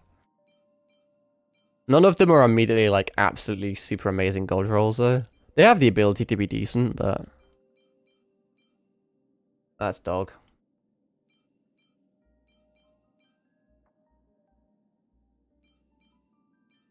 I think we'll stick with the speed, because it's a 50-50 piece. We have a few 50-50s. That's just what I call them. I mean, I forget how much it's upgraded. I mean, no, I don't want to re-roll it. I wish it would, like, tell you what the points are. And you know when it says, like, oh, we got 1 point here and then 1 point there. But, I mean, we have 3 desirable stats here. So that's a pretty good piece, actually. We have 3 desirable stats. No, 2 desirable stats on that. So that's a 50-50 piece. That's 2 desirable stats. So that's a 50-50. That's a 50-50. This is a 50-50. And why is this already leveled? Probably just because it was... It's actually not a bad piece, actually, is it? Attack percent is the best one to do, and it has crit damage on it. But it does not have attack percent, so that's only a 1. We can probably filter this by attack percent. Let's do that, shall we? Main stats, attack percentage. You can also have energy regen here, to be fair. It's not as good, though. That's dog shit. I'll lock it for now, because I don't know what our other contenders are like. They're not looking amazing. I wish it was attack percent, but it's just raw attack, which is not as good. Once again, I'll lock it, because it has potential. That's dog. That's only a 1 piece, so it's not really worth it. Dog. My Acheron running. Crit rate, but no attack percentage. So it's not very useful. So it seems like... I mean, if we get lucky, we can get a 50. We can get another stat. We need a bit of luck here. Honestly. We kind of want another stat. Because if not, we're going to have a piece that only has 1 decent substat. Which is looking like the case. We need a crit rate or attack or speed here. and we're not getting anything. Which means out of every single one I upgraded, the best we can hope for is just a bunch of levels into crit damage. Like, that's literally it. We can just hope for crit damage levels. That's like a dogshit piece. It leveled everything except the desirable stat. I think if I was to craft anything, it would be this piece, because this is the only piece I have that only has a single desirable substat. This one did level once into crit damage, though, so it automatically becomes better than the last piece. Because we're currently... I mean, I can probably compare. Does that not do anything? Because neither have attack percent. So I just double my crit damage here. And that's a dead piece now. Crit rate may technically be better, to be fair. It's a more desirable stat. So we'll see how much it levels. Once. If it leveled like multiple times, it would be... Okay, probably not worth 5% crit rate to a 10% crit damage. That's promising already. It's already at 11.6, so it's technically better. If we could get another roll, it's actually salvageable. Okay, this is salvageable. Give me another for... Okay. That's not bad, actually. I mean, it's got so many dead substats on it, but we have an additional 8% crit damage on it, which means we can unlock that. That's okay-ish. I would much prefer to have attack... If this was attack percent, it would be like a 50-50, and I'd be okay with that. I don't think I want that. Like I said, if I was to craft the piece, it would be that. I wonder... Like I said, it's a bit too early in the thing to be telling me shit here. I mean, it says S. Out of interest, what does it tell me for my other characters? Oh, somehow it says my Firefly is an A rating. S-A... Interesting. That's peculiar. That's very peculiar. Why does it say that?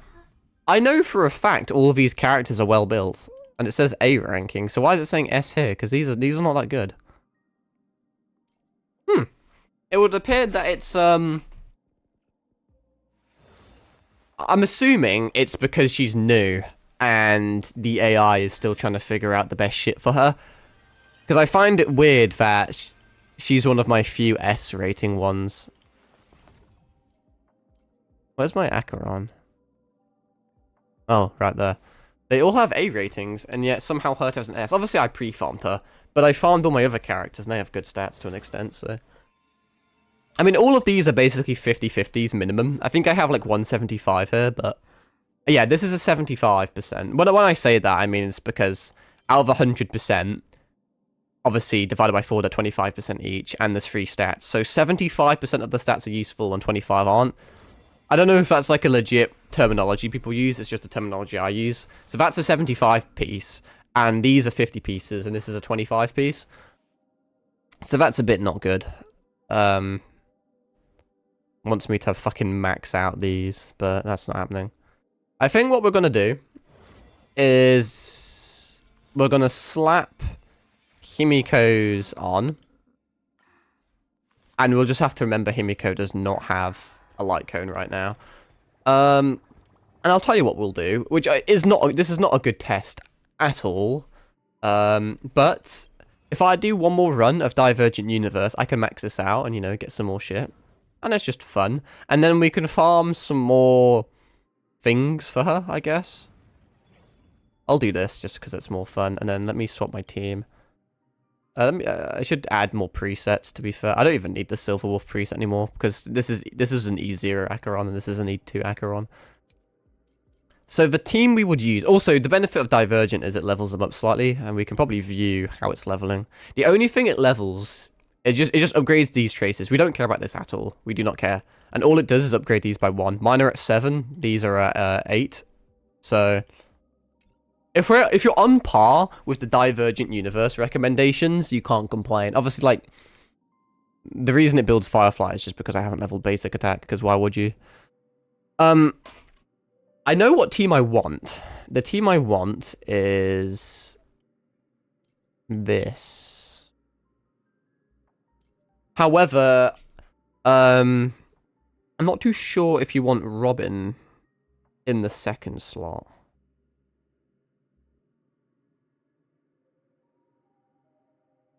Because I think you technically do. It doesn't make a big difference because you want Aventurine in the middle because of AoE blast attacks. They're forced to hit him no matter what because blast attacks are a free piece.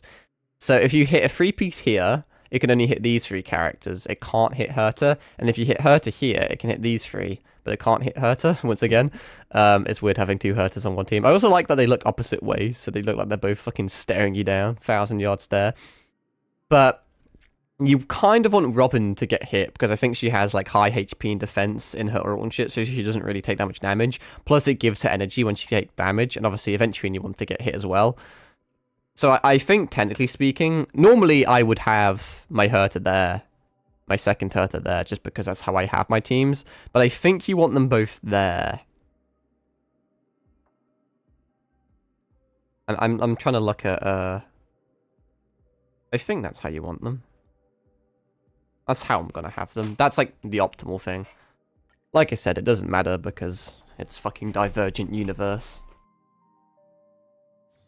We'll just fuck around and do a little bit here, shall we? Let's get these, even if it's not useful, because the ones that give you bucks, obviously, like, upgrade your collection and shit, which gives you more shit. Alright, so... I got ambushed, that's hilarious. And they still die to true damage. Nice. That's humorous. I know her enhanced state, you can use it to find treasure on the map, can't you? Chests. I think I have like 99.9% of the chests on Penacony. I'm missing like legit 1 because I somehow missed it on a guide I watched. I actually kind of forget what her fucking thingy is. Is it this? No, yeah. After using technique, can mark several basic treasures. Yeah, and increase Herta's attack at the start of the next battle. After entering battle by technique in simulated... Ah, that's why. That's where the true damage is coming from. I did read her kit, I just forgot it. This is like a semi-decent, like, not pay-to-win team, but it is an expensive team. The only thing better is to replace Little Herta with, I don't know if I really want to do this, but fuck it, we'll play Life on the Edge. I need to remember that Remembrance is more relevant now that we actually have Remembrance characters. And, I'm playing an Erudition character, because I very, very rarely actually do play Erudition. I mean, when I play Acheron, I technically roll Erudition, to be fair, so... But it's not like I ever use Himiko. What do we want here? I like Curios. Curios make me happy. Well, I already have lost all this shit, so that doesn't really do anything. Because I was already at 1% health. I mean, I lose my energy, which fucking sucks, but I can just get more here. Take a look. This is your genius in action. Oh look, they're all ice weakness. They may legit just all die to true damage, which is very satisfying to look at. Neat, huh? Once again, Divergent Universe is not a good showcase of a character's potential. Because Divergent Universe is ridiculously easy as is. But it is fun, you know, and Herta has always been about simulated universe shit. Because characters like Ron May and stuff, they have buffs that do work in simulated universe and shit. We also got an achievement, so you know, 3 gems. That's like 1/20th of a summon. And we're just gonna slap on auto mode. I mean, it's like, it's fun, you know. It's just fun. Look at the auto immediately using Robin ult. Apparently this team isn't... Out of all the teams in the game, this is one of the worst teams for auto. Because it does have action advance, obviously. And also you have to kind of manage your interpretation stacks. But we already hit 10k, but obviously we're going to hit 10k. Because I'm not on a high difficulty. And we're having a decent run. And Herta naturally is going to be good at... We want Ice and Imaginary because that would buff like literally almost every single thing on our fucking team. Obviously she's going to be good in this game mode though because she has passive buffs for it. I'll just try and speedrun this. This is mainly just for some like extra levels and shit. And it's just a bit of fun. And that's what the game is meant to be about at the end of the day. Sometimes it's so easy to get stuck in the meta, you know? I mean, there's a lot of endgame content in this game, compared to like Genshin, where Genshin hasn't got a ton of power creep. I mean, it's got more nowadays. Like, I don't know, it's kind of got an interesting meta at the moment with 2, like, Pyro DPSs with Arlecchino and Mawika being, like, tier 1, which I find interesting, actually. Having two DPSs of the exact same element being top tier, and obviously Nuvelier is basically, like, Acheron tier.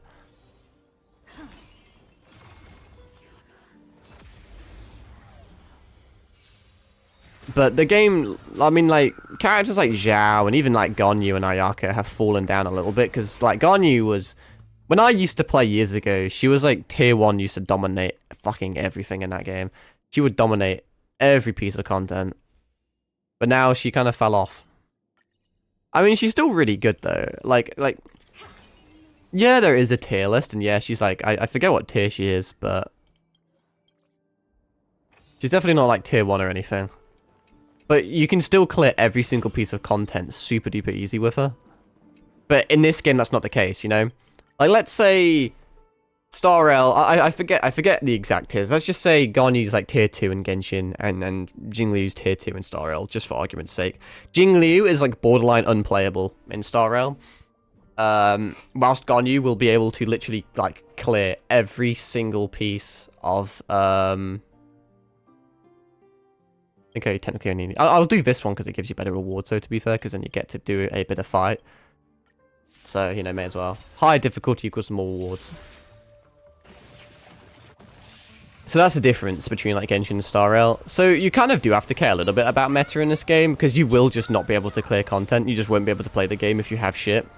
I mean, people have cleared most of the content with free-to-play shit, to be fair. But you would have to be pretty sweaty at the game. Not like super sweaty, but kind of a bit lucky. And you would have to constantly min-max. And I mean min-max. Like, if you spent 1,000 hours farming relics and there was like a 0. That's a bit extreme. If there was like if you had a 10% crit rate roll, you would spend hours trying to get like an 11% crit rate roll, you know? A normal player wouldn't do that. They would just be content. But if you were trying to, like, do some sort of free-to-play, like, 4-star only run, like, every single percentage of a relic roll would matter. The only issue with, with the combat encounters versus the normal combat is that you can't use your techniques. We would be doing a lot better if we could use Herta's technique here. Because you just get free true damage, but because it's like a... You're not allowed to instigate the combat, so you can't. Always kind of an issue you'd have with these. But yeah, no, people forget that it is a game. I mean, not even just this game, but in general, people forget games are games. And games are meant to be fun, first and foremost.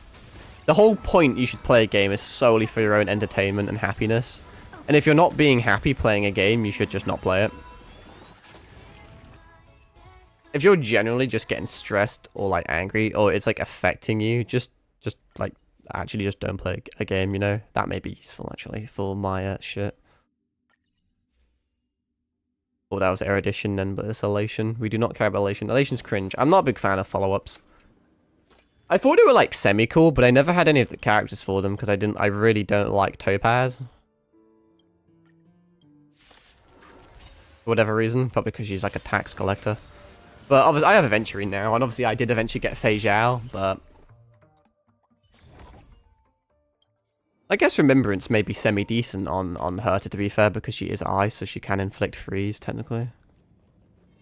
I was thinking, because there's a bunch of purple sodas there that give you points, it would make more logical sense to, like, use another buff, like Aventurine or Robin.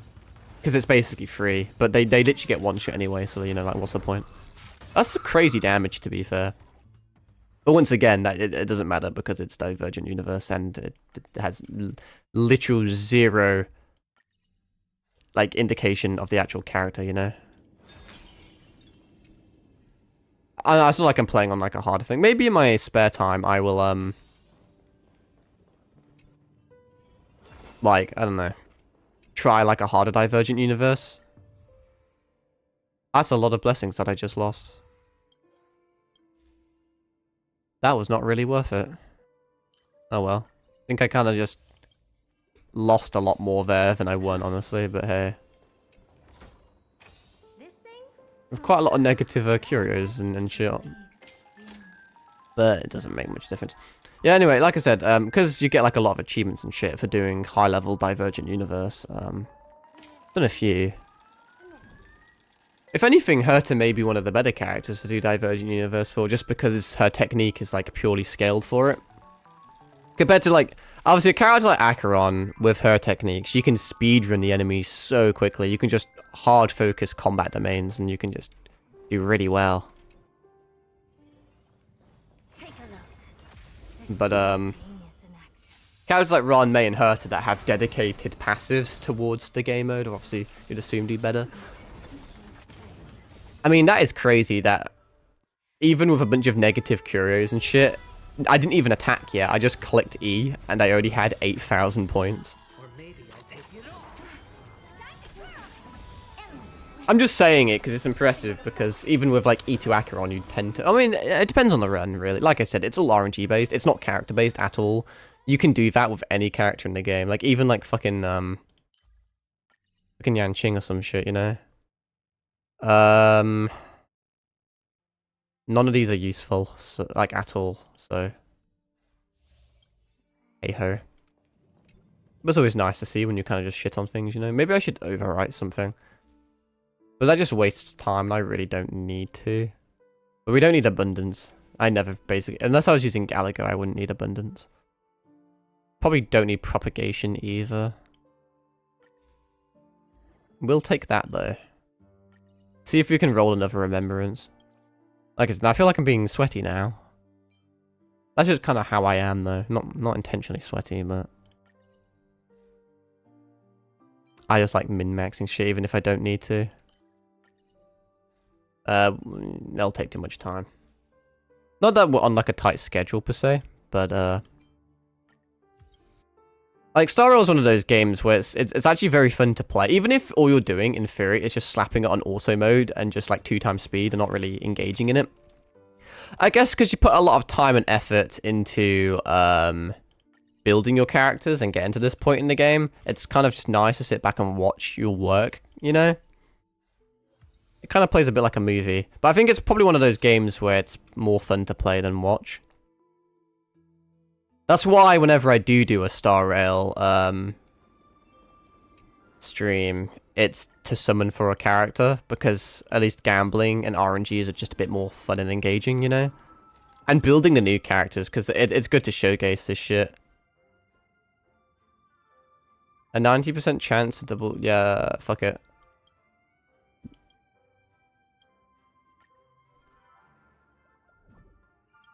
I'm not a very lucky guy, but...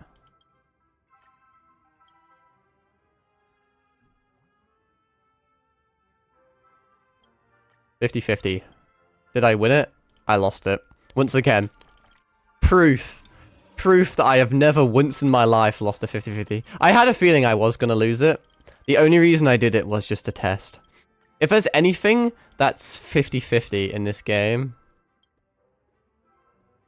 I lose it. Not even just this game, any Hoyo game. Just actually not even Hoyo games, real life. I don't need to do this, but I will. Because my inner sweat tells me that I should do that. Let's escapade. Let's see if we can re-roll that relic into something useful. Which means there's no point in me doing any of that, to be fair. That's useless to me, really.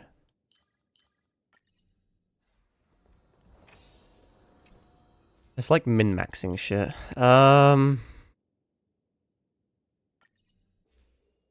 Do not... it's always funny to have that, though. Imaginary, it's okay. At least it kind of busts Aventurine to an extent. We don't have Destruction or Nihility. Give me something decent. Lightning or Ice works.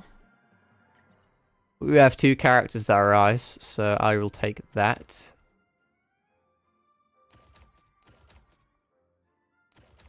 What do we want here? Eidolonic Resonance is actually mildly useful, to be fair. I don't necessarily need that, so I could get rid of that. That doesn't work because of my destruction perk anyway, so... Once again, like, I'm generally kind of sweating. I don't know if sweating's the right word.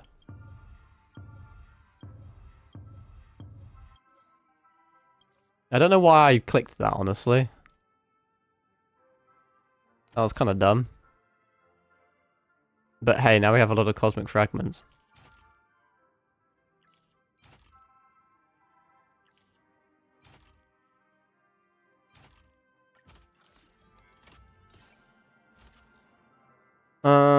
I don't want adventures. When obtaining this career, we obtain 4 blessings from the path and best blessings, which is like fucking nothing basically. Propagation, that's crazy. I don't need this anymore. Oh, I'm out of things. Maybe I've just fucked the run, honestly. I'm pretty sure I got rid of like every single one of my equations for money, but hey, I probably won't need them anyway. And now I can buy a bunch of shit. I wonder if there's an achievement for buying out like everything. Actually, no, I know there isn't because I've fucking bought it loads. I think there was an achievement to beat Divergent Universe of like a metric fuck ton of things, to be fair. Like money. Well, let's see how this goes, because I kind of just fucked myself, but hey. Shelby, Feeling lucky. Seems like Herta's enhanced state lasts quite a while, actually. is that it? I was expecting Feeling something. lucky. See if we can roll something decent here. Take a look. This is beautiful. Maybe I should have used the little Herta's enhanced state as well. Oh, no. My technique still one-shots him. Stars echo. Even with, like, no fucking, no buffs or anything. Bust. No equations. Maybe I'll take it all. Endless riddle. It'll be interesting to see how Herta fares against a big boss. Once again, it's not a good test because it's Divergent Universe. Can't stress that enough, but... We're definitely not doing as much damage now. Because we've got no equations. It'd be funny if we did lose. Honestly, judging by the way things are going, no. And now you've just spawned more allies, which has technically made me stronger. Expand. Imagine if you could get copyright on Robin's song. That'd be funny. Not really. I'm scared of copyright, to an extent. Although, like I said, my channel's so irrelevant to the point where if I did somehow get banned or I lost my account, I'd just make it again, you know? Nothing but a boy. I wouldn't lose, like, anything. I just do it for fun. If I had a significantly bigger following, it would piss me off more, because you would have built up a lot, but you can't really tear a building down if you never built anything there to begin with, you know? It's all yours. Herta's just a big meme, if anything. It is actually just a bit of a fun meme team. And like I said, it keeps me entertained until 3.2. I think I would have got really bored. I can save, like, you may be surprised. I actually can save. The only reason I pulled her largely is because of, like, funny stream content. As much as I do like Divinity, I kind of wanted a small break just because I'm very conscious of streaming literally nothing but Divinity for, like, God knows how long. I should have a look at my VODs and see how long I have been doing it for. I didn't archive my VODs when I was playing Silent Hill, because my Silent Hill and my Black Myth Wukong series were also quite long, but I forget how long they were compared to Divinity. There we go, well that's maxed out. Divinity may technically be my longest series. It feels like it is. It's a long, big game though, so it makes sense. And I am trying to 100% it, to be fair. Then again, I did the same for Silent Hill. I got every single collectible in that game, so... There we go, maxed out. That's like almost an extra summon. What was I gonna do? What do I do? It's ornament thingy-majig. What's under? There we go. And then this one. Which means you have to fight death, which is not super ideal, to be fair. Not a super big fan of fighting death. I don't imagine Herta would be amazing at fighting him, just because he's a, It's like a single target one, there's not multiple targets. What save file do I have here? It's called that the save files take a lot... They used to expire every week, but now they don't. 31 curios. I have some pretty crazy ones here. I have some insane runs. They're all pretty decent, so fuck it. I have 12, so we may be here a while. I don't know if I'll do all 12. Is that it? I was expecting Because in theory I could enhance this Herta, roll this twice, roll Robin once. That would be like the optimum run. I don't think I've ever had a team where you enhance or you use a technique of every single character. Because like my Acheron team, for example, you don't use Payla's technique because it's a combat technique. It would start combat, and you always want to use Acheron's technique for that. And same with Firefly, because Gallagher has a combat technique, and you want to use Fireflies. Although I think Ling Shi doesn't have it. Does Ling Shi have a combat technique? I literally just used her demo and can't remember, but...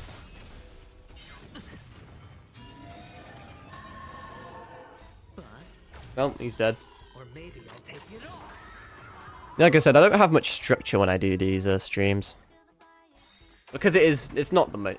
It's entertaining for me. It's really fun for me to do because I really like this game. And Hoyo games in general. I like talking about them. I have a lot to say. And, like I've got anyone else to share it with, you know. So, fucking hell, it's a lot of damage. I don't know why I'm surprised. It's just fun to look at big numbers. Make me happy. And it's just a good break for things. And it's not like I get to stream this game a lot. I probably, if I wanted to, like if I really wanted to, I could be like a dedicated Hoyoverse streamer or like a Star Rail streamer. It's just super oversaturated. And like I said, as a small streamer, it's better to have some sort of niche. Being a variety streamer doesn't necessarily help, but I just think I would just get a little burnt out or a bit sad. I mean, I play these games every day anyway, but I normally log on and just do like auto shit. Obviously, at the start of a new chapter or like a new update, like 3.0 like it is now, there's more shit to do. Big banner, big stories, big events and shit.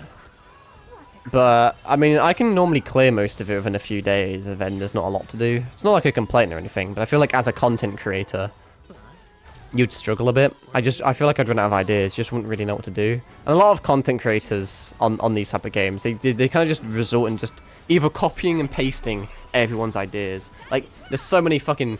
There's like a trillion different should you pull Herta videos, and they're all the same. Like, literally identical. You're just regurgitating what everyone else says, you know? It's basically just like... I mean, you could... Pretty sure quite a bit of it's AI slop, honestly, because a lot of it is just, like, the AI voice that they, like, have as... I don't know. I swear half of it's just written by, like, a ChatGPT script. And I like having more just engaging and fun and, like, varied content. Because I do get burnt out at shit quite quick. Well, not burnt out's not the right word, I just get bored. Doing the same thing day in, day out is just boring for me. That's why I try and do, like, a lot of different games. Because as much as I love Star Rail, if my whole entire content, like if I spent every day of my life streaming this game and making content for this game, you would start to hate it, which is what I found. Not necessarily in streaming, but just in life, you know. When you try and make one thing your like whole entire persona, it just becomes a bit of a slog. No matter how amazing it is, you know. It could be the best thing in the world, but you would still get bored eventually. And you would start to feel negatively towards it. That's why I think I pull a lot of DPSs in this game. Because as much as I like Acheron, I think she's really cool, and I named my like character, my whole channel is like half Akamaru, you know, it's half Acheron. I really like the character, and statistically she's my best character, my most broken character, but sometimes I don't want to use her just because you get slightly bored of the same shit again and again, you know? Even if Herta is like 3 times, well, that's an exaggeration, but even if she's quite a bit noticeably weaker than Acheron, it's quite a bit of a different team, you know, and it's just fun to fuck around with her. And big AoE ice weakness, flashy magic boom team, you know. Like I said, I really don't know if I should do all of these. I mean, we're almost halfway done anyway. Imagine if an epilepsy trying to play this game. Fucking hell, though.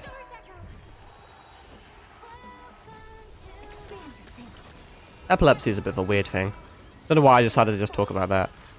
I had a friend who had quite bad epilepsy. I don't quite know how it works, to be fair, but he had some sort of laser eye surgery, and now I'm pretty confident it just went away. That seems like a bit too easy, though. I don't know if it is that easy. If that's just me being dumb or not. But to my knowledge, he literally just had epilepsy. He had some sort of surgery on his eye, some sort of laser eye surgery, and then suddenly, bam, just gone. But like I said, that seems too good to be true, so I don't know if that's the case or not, but... I feel like maybe a decade ago, epilepsy was more of a big deal. but I don't know if because of technology and because of medicine, it's now not a big deal. Like it's more curable or more. There's more preventative measures. Because I feel like I never really hear about it that much anymore. You know. I always think about it though, because I feel like I would not like to have like epilepsy.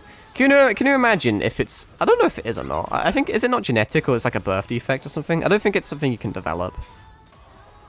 It's gonna make me sound like a dumbass, but I don't like making assumptions when you stream because you don't want to like say something incorrect, which is why I use a lot of tentative language. A lot of woulds and coulds instead of shoulds, you know. But imagine if you just like, as a guy who streams like every day, and as a guy who just really likes playing video games, and like most of his hobbies are to do video games. Imagine if you just woke up one day and had epilepsy and you just could no longer do it. Like I would be so fucked. I would not know what to do.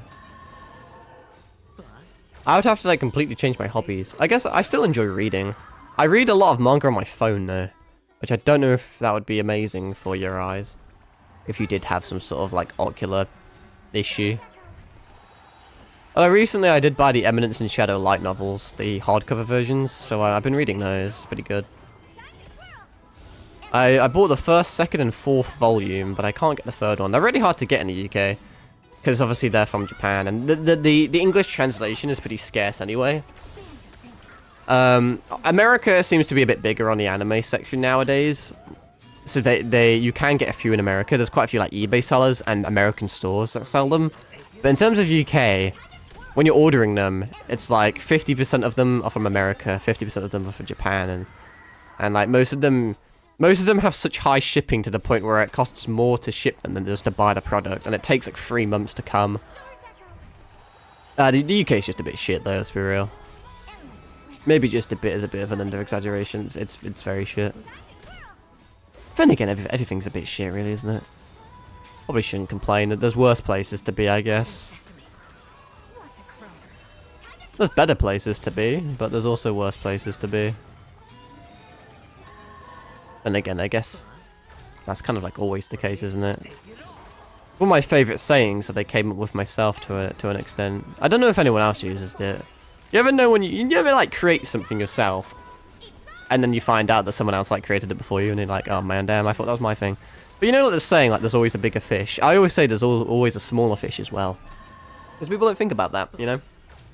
Like, yeah, there's always a bigger fish in the fact that there's always something bigger and better and amazing, but there's always a smaller fish in the fact there's always something, like, equally as shit. And it's kind of like... It's a bit tentative, and a bit pedantic, but... You always kind of are mid, you know? Not as, like, an insult, but there's almost always someone that's better off than you, but there's almost always someone who's worse off than you. And I think that can unironically be applied to 99.9% of humanity, because let's say, like I don't maybe a bad example, but the richest man in you know the world, Elon Musk, every single person on the planet, from like an economic perspective, is worse off than him, right? So in this instance, he would be the bigger fish. And let's just say, I don't know, let's just get some random guy, the poorest man in the world, which is obviously kind of hard to do because there's a lot of poor people, but just. Let's just say we have a single guy who's the poorest man in the world. So he's the bottom. So he's the small fish. So you've got big fish Elon and small fish poor man. Every other human being in existence has to fit between them. Because Elon has to be the big fish because he's the richest. And then the homeless man has to be the smallest fish because he's the poorest. So every single, like... How many human beings are there on the planet? It used to be probably like 7.7 billion there, right? Surely? Probably around there. Last time I actively checked was in like year 10 geography, and it was 7.5, and I know for a fact it then grew to like 7.6, so it's probably rounded, give or take, probably around 7.7 billion. That's a lot of people that are technically mid, you know, because you've got your bigger fish, you've got your smaller fish, so everyone else has to fit between those two parameters. And the likelihood of you being the big fish or the little fish is quite literally 1 in 7.7 billion. Or if you want to be either the big or the small fish, it technically would be 2 in 7.7 billion.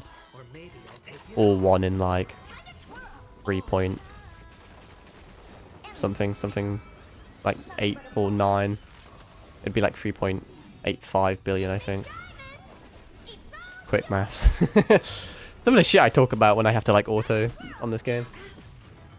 I'll have a quick look at the relics we roll, but rolled. Yeah, that's the past tense, I guess. I don't imagine we're gonna have anything good here though. Do I have any rewards I can claim here? I think I already claimed everything. Yeah. Let's have a look at the rolls.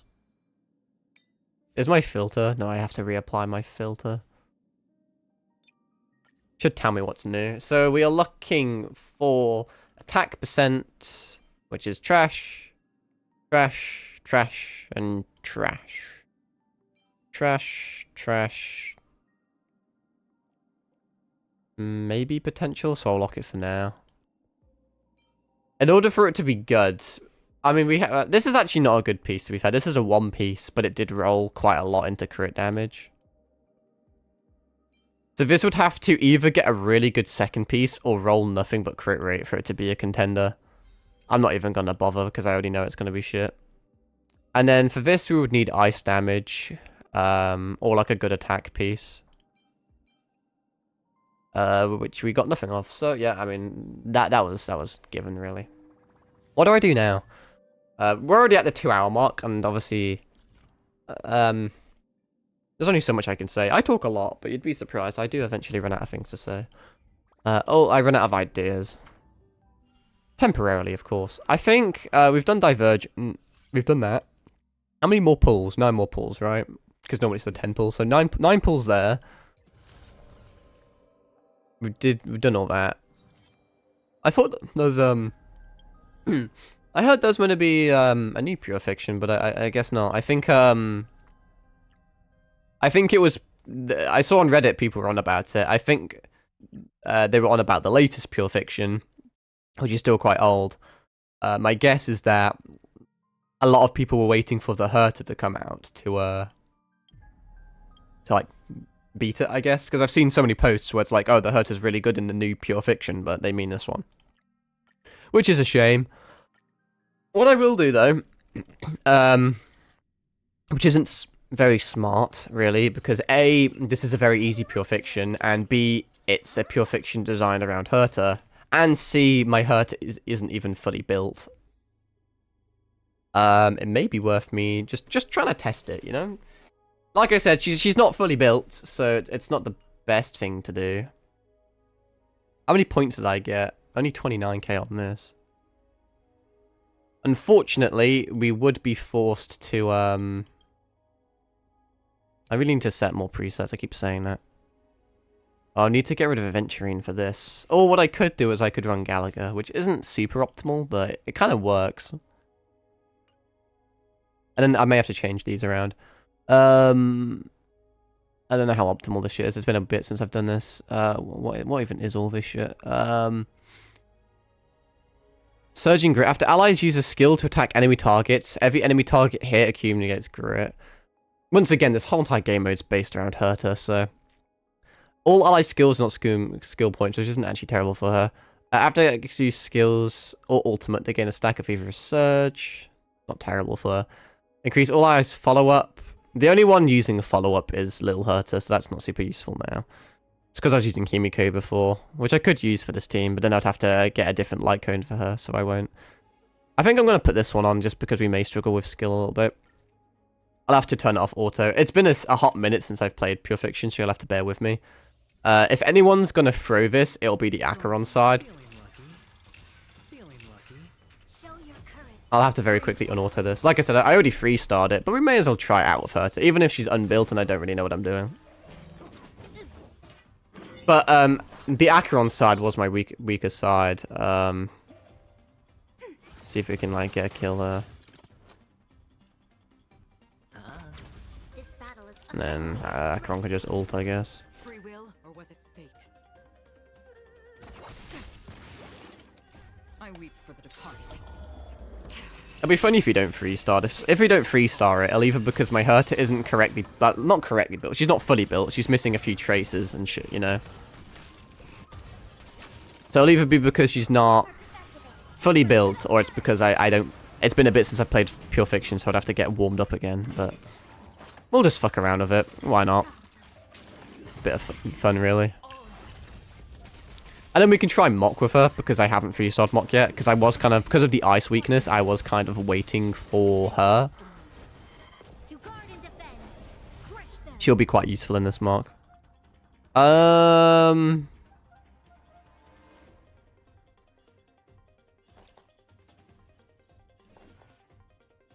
Guess I'll just break that. The main thing I do for this pure fiction of this team is I just build Acheron ult to one-shot them all. There's always a weakness. Lend me your strength. The smartest thing would be to get rid of this trash can, really, because he's going to be the one that actually does damage here. But now I can ult anyway. And then clear that. I weep for the departed. And then every single time they blow up, they sometimes give me debuffs, which is always nice. Let's do this, because debuff, I guess. That may not have been the smartest thing to do, admittedly, but hey. See if you can target the fish in it as well, because the fish will explode and then cause the other ones to do shit, like so.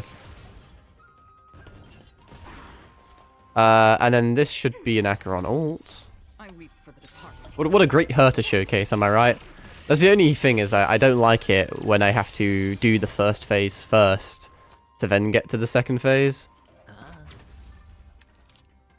Just to like showcase a character.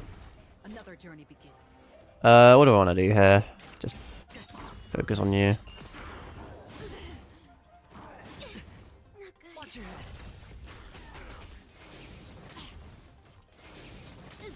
We've entered the storm.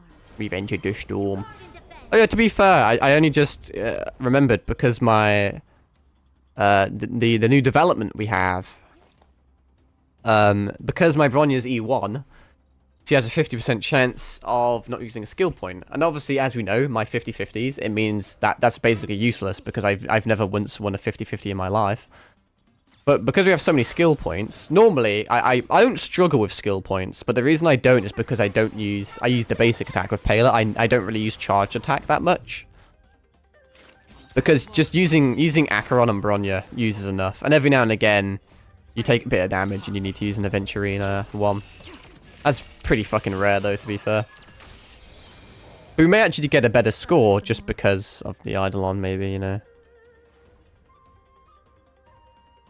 Guess I'll just basic that. Let's see. Hey, we won the 50-50. First time in my life we didn't use a skill point. So we're actually quite skill point positive, which is nice. It just means I can use Pela's attack a bit more. Don't really need to do that, but I will. Or maybe I'll take it all. Watch your head.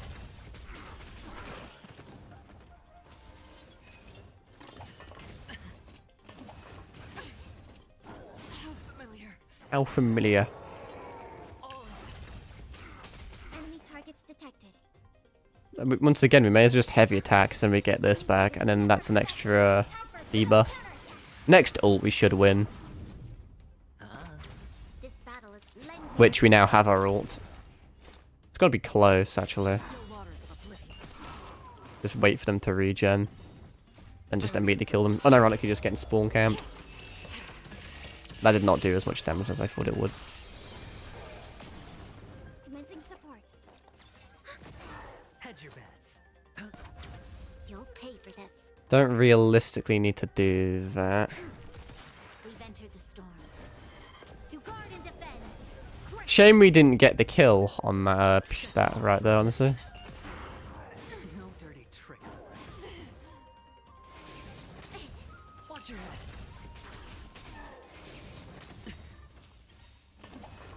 It would have been nice to have killed them on that ult. Or maybe I'll take it all. enemy data secure. Network Man's been at 1% for so fucking long.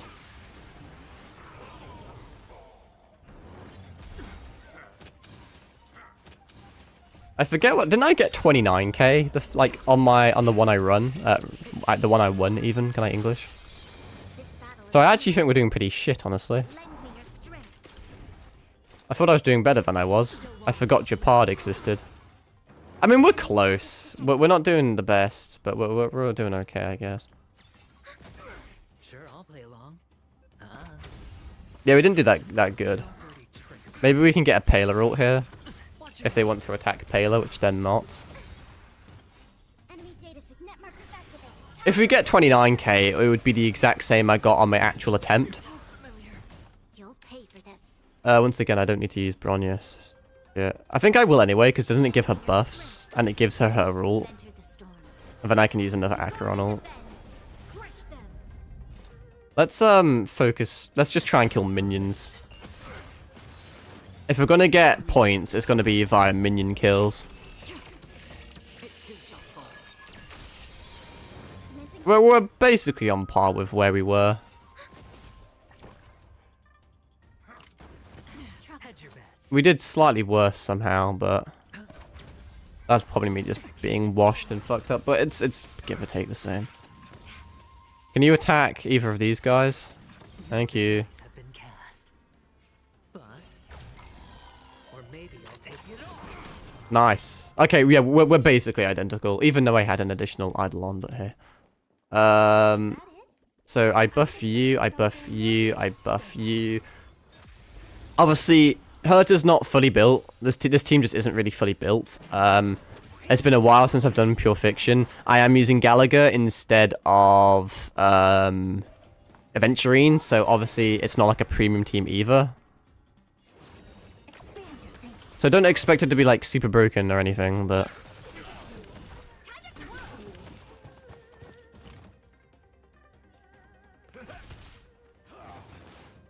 I'll try my best. I guess I'll just do this for some nice AoE breakage.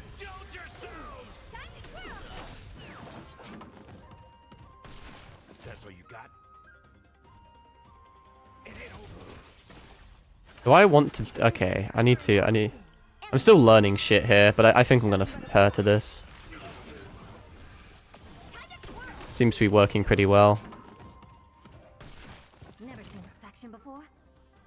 Do you know who I am? We don't. There's no longer any interpretation stacks. Is the only issue.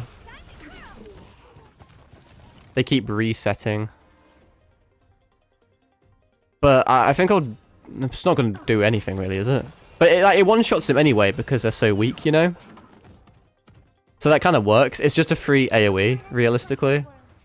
We'll keep Robin. We'll wait until this, and then we'll use Robin ult. I'll keep that hotkeyed.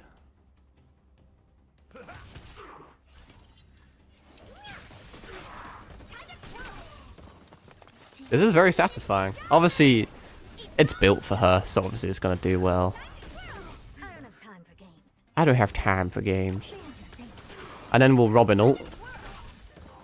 Get all our shit back. Stars echo. Obviously, my speed tuning is probably abhorrent as well, so my Robin rotations aren't going to be the best. Curiosity. I may as well do this, because we know for a fact one interpretation stack will one-shot them. And that guy has like 42 stacks as well, so... That's useless. Hope this is ever. He'll probably just die here. Watch it crumble. Actually, I did not do as much as I thought it would. But he's the big boss, and it killed everyone else, so... Do you know who this big diamond? It's all We need 60k in order to 3-star. Obviously, we already have, but... Because we've got 29, give or take, on the Acheron side, we would need 31 on this side. We could use a bit of healing, actually. Never seen perfection before.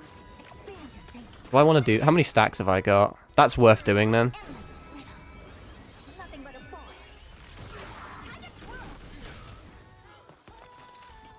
I'll do that again, I guess, because it's satisfying as fuck. And then Herta keeps an enhanced attack for this. Plus, I can double stack this for even more interpretation stacks, and then we should be able to one-shot all of the branches. Like I said, we may need a bit of heals, though. Yeah, we one-shot, like, all the branches, which is nice. Let's actually, like, heal. Impressive. Which I probably could have done a melee, but the melee may have not have given me it. I didn't want to risk it. I also should have not attacked that. I should have attacked that. That was dumb. We're still, like... we're 4K off. What are you looking at? We should get a nice big bit of damage here though. The count is not very appreciated, Nothing but a ball. but this will probably shit on them all. Hopeless as ever. Open sesame. Watch a crow. We are very close. We're very close, and we still have a turn left. Do I bother attacking you? It doesn't do a lot of break, so fuck it. I'm on max health due to Gallagher. Well, not completely built her to team. Also using Gallagher instead of Aventurine, so we're not using best in slots. Plus, I'm washed at Pure Fiction because I haven't done it for a bit. First try, 3-star basically. So you know that's cool, I guess.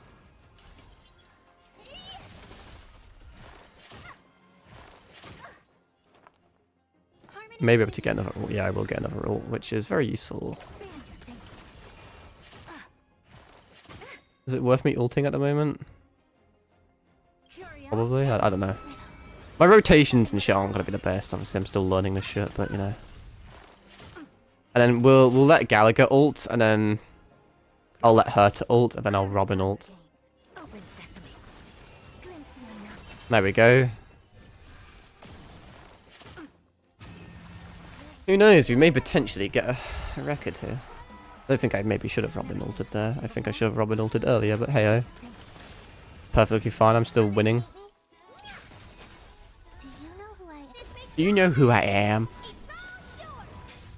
This may beat my pre-existing record, honestly. Curiosity. Endless riddle. Nothing but a ball. I think it will. Yeah, it definitely has. Open sesame. Watch a crow. We were close to actually killing the deer. Nice, like my friends. Indulge yourself. It's going to be extremely close. If I had better rotations, like if I actually knew what I was doing with my life.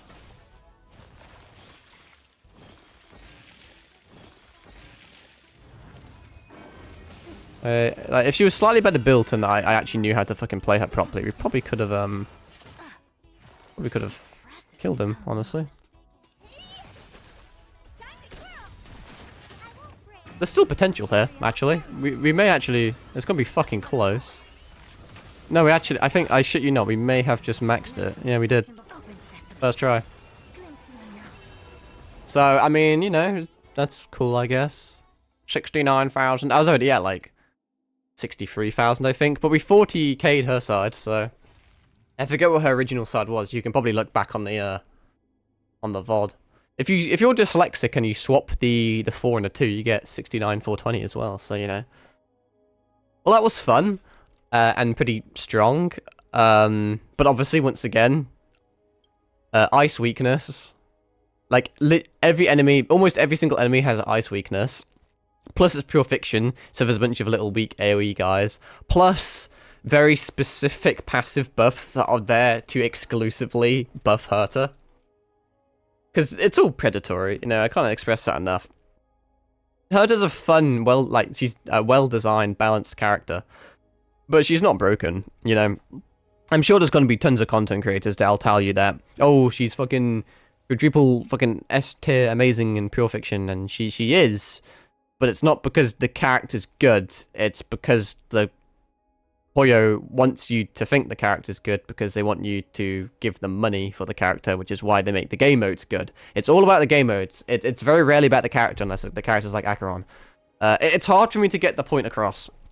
I don't think I'm really describing it that well. But the reason she does so well, like I said, weak enemies with AoE, all ice weakness, plus passive that specifically buff her. It's not Herta that is inherently good. It's the game mode that makes her good. And once the Herta banner goes away, and when the new character comes in, they will swap pure fiction, so all of the weaknesses will be for that character, and all the passives will be for that character. And it's always been the case, but people don't seem to realise that. And then Herta will be weaker. I mean, I think because of how pure fiction works, it's always going to be AoE weak enemy based to an extent. I think she's always going to be decent. Just how little Herta and Himiko are always decent. I almost said little Himiko, that'd be funny. Imagine if there was a 4-star Himiko. they've always been decent. So I think she will be good. Like she will generally be decent for Pure Fiction. I don't know if she'll always be the best, because like I said, Ice Weakness is like the most rare weakness in the game, and she kind of relies on it to an extent. But out of 2 game modes, out of 2 like enemies, sorry, so many enemies, a few of them are bound to have Ice Weakness, surely. So I think she is going to be relatively consistently top tier for Pure Fiction.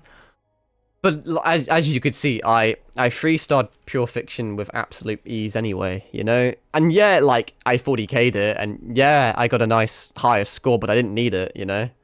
I cleared more comfortably, but I could still clear. So is it worth, like, maximum, like 100, more like 80 pulls? Or 106? I always forget if pity's 80 or 90. I think it's 80 in this game, actually. So let's just say 160 pulls. Is it really worth that to complete a game mode that you can already easily clear, because Pure Fiction is easy? Especially because Himiko, most people have Himiko because she's just a basic one. And also we had a 5-star selector, and basically every single human being on the planet should have picked Himiko as the 5-star selector. And E6 Herta's free. Combine E6 Herta with Himiko, or even just E6 Herta by herself, can 40k literally like anything in the game, basically, anyway. So you already have one side that's free, and all you need is a semi-competent, limited 5-star DPS team on the other, such as this, such as Firefly, such as Fei Zhao, and you will just win every Pure Fiction, basically. It's not a difficult game mode. If you're, like, new to the game, then I think if you don't have a lot of characters or anything and you're struggling with Pure Fiction, I think Hurt is a decent pickup. Because, I don't know, let's say you just installed the game today, you saw Hurt and thought she was cool, so you just installed it. Yeah, you have a Fei Zhao rerun and like a Robin rerun, and yes, you're a new account, so you're going to have the honeymoon period with a lot of gems and shit. And if you're lucky, like, if you really grind and sweat your dick off, you could in theory get Fei Zhao and Robin, but then you'd still be, like, Fei Zhao's team is expensive. And she's only like the third, I say only, she's like the 3rd best DPS. Firefly's better, and we just already had like our Firefly and Acheron reruns and all that lot. So, if you were a brand new account, I would get Herta, because she's a decent DPS. She's like the 4th best DPS, and she has free-to-play teams. Gallagher's relatively free-to-play, you can't see because I'm in the way. Herta is free-to-play, they give you like E6 of her. And you can run her with any sustain, really, to be fair. And in terms of support, you can also run Saval with her, potentially, as well, which is also relatively free-to-play. And you can also run the Remembrance Trailblazer, which is also entirely free-to-play. That's another technically, like, E6. I don't think you can probably E6 them yet. When Pennick only came out, I'm pretty sure you could only E3 Harmony Trailblazer, and then you had to wait for some updates in order to E6 them. But you get free Eidolons on a free 4-star. Oh, actually, technically they're a 5-star character, aren't they? But you get what I mean. She's a pretty free-to-play friendly character, and she's fun, and she's quite easy, minus the speed tuning and shit. But you don't really need it. That's like very min-maxy kind of OP, I want big numbers. So if you were a brand new account, I would recommend Herta. Just because she's really free-to-play friendly and fun and decent. She will clear all content minus extreme endgame content. I'll say obviously I don't know what the next Pure Fictions are gonna be. But she will clear most endgame content. I am pretty confident that minimum, like, I'd say like minimum, she should be able to 3-star number 3 of Pure Fiction like every single time. Unless, obviously, because there's so many variables in play with weaknesses and buffs and shit. You should be able to 2-star this as well. I mean, you should be able to 3-star this Pure Fiction because it's the Herta Pure Fiction. But let's say My Day comes out, so they make a My Day Pure Fiction, and he's a fire character. So they make every single character fire weakness, and there's no ice weakness. She's gonna struggle a little bit more. And then it depends on the passives, you know? They could have some sort of passive, because My Day is a bit like Blade, in the fact that he wants to lose HP. So they could do a passive where it's like every single enemy you kill takes away 10% of your health, which for a character like Blade on My Day is really good, and they would freestyle the content. But for a character like Herta, who can absolutely massacre like the dregs, the weak enemies, she would just die. You would click her like enhanced attack and she would just die, you know? And I know that may be extreme, but that is generally how this game is. And there's so many variables in it, and I can't obviously see the future. But I think she's gonna be the best in slot 5-star. I mean, she's gonna be contended with Himiko. When the My Day Pure Fiction comes out and it's Fire Weakness, Himiko will just be better because she's fire. So she is kind of contended. But obviously, because Himiko is unlimited and Herta is limited, you know, it's a bit like, huh? But because the only other good DPS you can get at the moment is Fei Zhao, and because Fei Zhao is only the 3rd best DPS, so she only beats Herta barely, and her team is a lot more expensive, I would probably go for Herta. And also, if you're new, picking up Robin's good because she's a really good universal support. You could argue that, oh, well, if you're picking up Robin, you may as well go for Fei Zhao because she's better. But once again, you would... I mean, I guess you can get March, which is free. And Moser is on the 4-star banner. So the only thing you'd be missing for the premium Fei Zhao team is Aventurine. So maybe you could. But the issue with Fei Zhao is that she would struggle with Pure Fiction quite a bit. Even though she's meant to be tier 0, which I still think is bullshit. Sorry, that's incorrect. Not Pure Fiction. That was Mark. That's a different story. That was my bad. But you would struggle, mate. I don't know. She's okay. She's okay. Now I'm thinking about it. Like, let me look at the banners. Like, I can recommend her at the moment. If you're new, if you're like an older player, if you have 2 limited 5-star DPS teams, like if you have any combination of Acheron, Firefly, and Fei Zhao, if you have at least 2 out of those 3, I can't really recommend her because she's the 4th best. Unless you somehow, like, I don't know, if you're somehow like really struggling with Pure Fiction, then I could recommend her. But it's never worth spending like 160 pulls maximum to beat an endgame content that gives you like 2 pulls maximum, you know? Not even now, like 1 pull maximum, let's be real. But it's fun to complete shit. And she's a fun character. But I'm trying to think. Because we're getting a Robin rerun soon, aren't we? Like, second half, I swear she's coming out, if I'm not mistaken. If you're a new character, a new player, sorry, you're going to have a lot of pulls. I'm just thinking, if I was new and I pulled Herta, I personally wouldn't go for Jade, but if you had a fuck ton of pulls because you're brand new, you could technically do a best in slot Jade, but I probably wouldn't recommend it. I would say for Robin. And because if you sweat and you play the game a lot, you should be able to get Robin. But if you get Robin, you may as well just have Fei Zhao, because that's like a best in slot, and Fei Zhao's 3rd best DPS, whilst Herta's 4th best. But like, either of these characters will hard carry you, like, including Herta. If you pull Herta now, she will hard carry you until 3.2. You can just run a relatively free-to-play team. Like, if brand new, I would pull Herta, I would pull Robin, I would use Gallagher if I had him, and I mean, even if you didn't have Robin, you don't even... If you really wanted to, like, save, you could just skip Robin and go for Remembrance Trailblazer. So I guess that's another thing. I don't know. Let's say you want Casterus. The only reason you installed this game is for Casterus. So you start early to build. Obviously, you kind of want you may want a 5-star character just to carry you. If I was going to be super free-to-play friendly, you would go Herta, and then you would not go Robin, and you would... I mean, I don't know if Casterus needs Robin. She probably would benefit quite a bit from him. Sunday's the better in slot, but Robin would still be useful. So you probably still, even then, you should still probably pull Robin. But let's say you don't care about that. You just want Casterus. You can skip Robin and replace her for Remembrance Trailblazer. You can probably use Gallagher. as your healer, but if you somehow don't get him, because obviously he's a 4-star, there's not a guaranteed. I mean, you would probably get quite a few Natasha Eidolons, and you don't need a good sustain for this team, really. You just don't. And then you can run Little Herta E6 because that's free, and then you can just save until 3.2. That team is pretty free to play, and it'll carry you through. You should be able to. I mean, you'd probably hit. You'd 3-star half of Pure Fiction, because obviously you'll need another team for the other side is the only issue.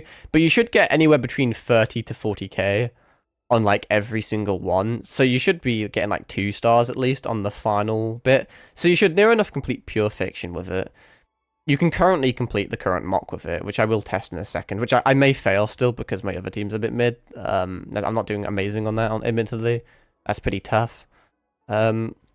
But like I said, the issue is she's going to get power crept in 3.2, which means you only have 2 patches where she's fun and useful.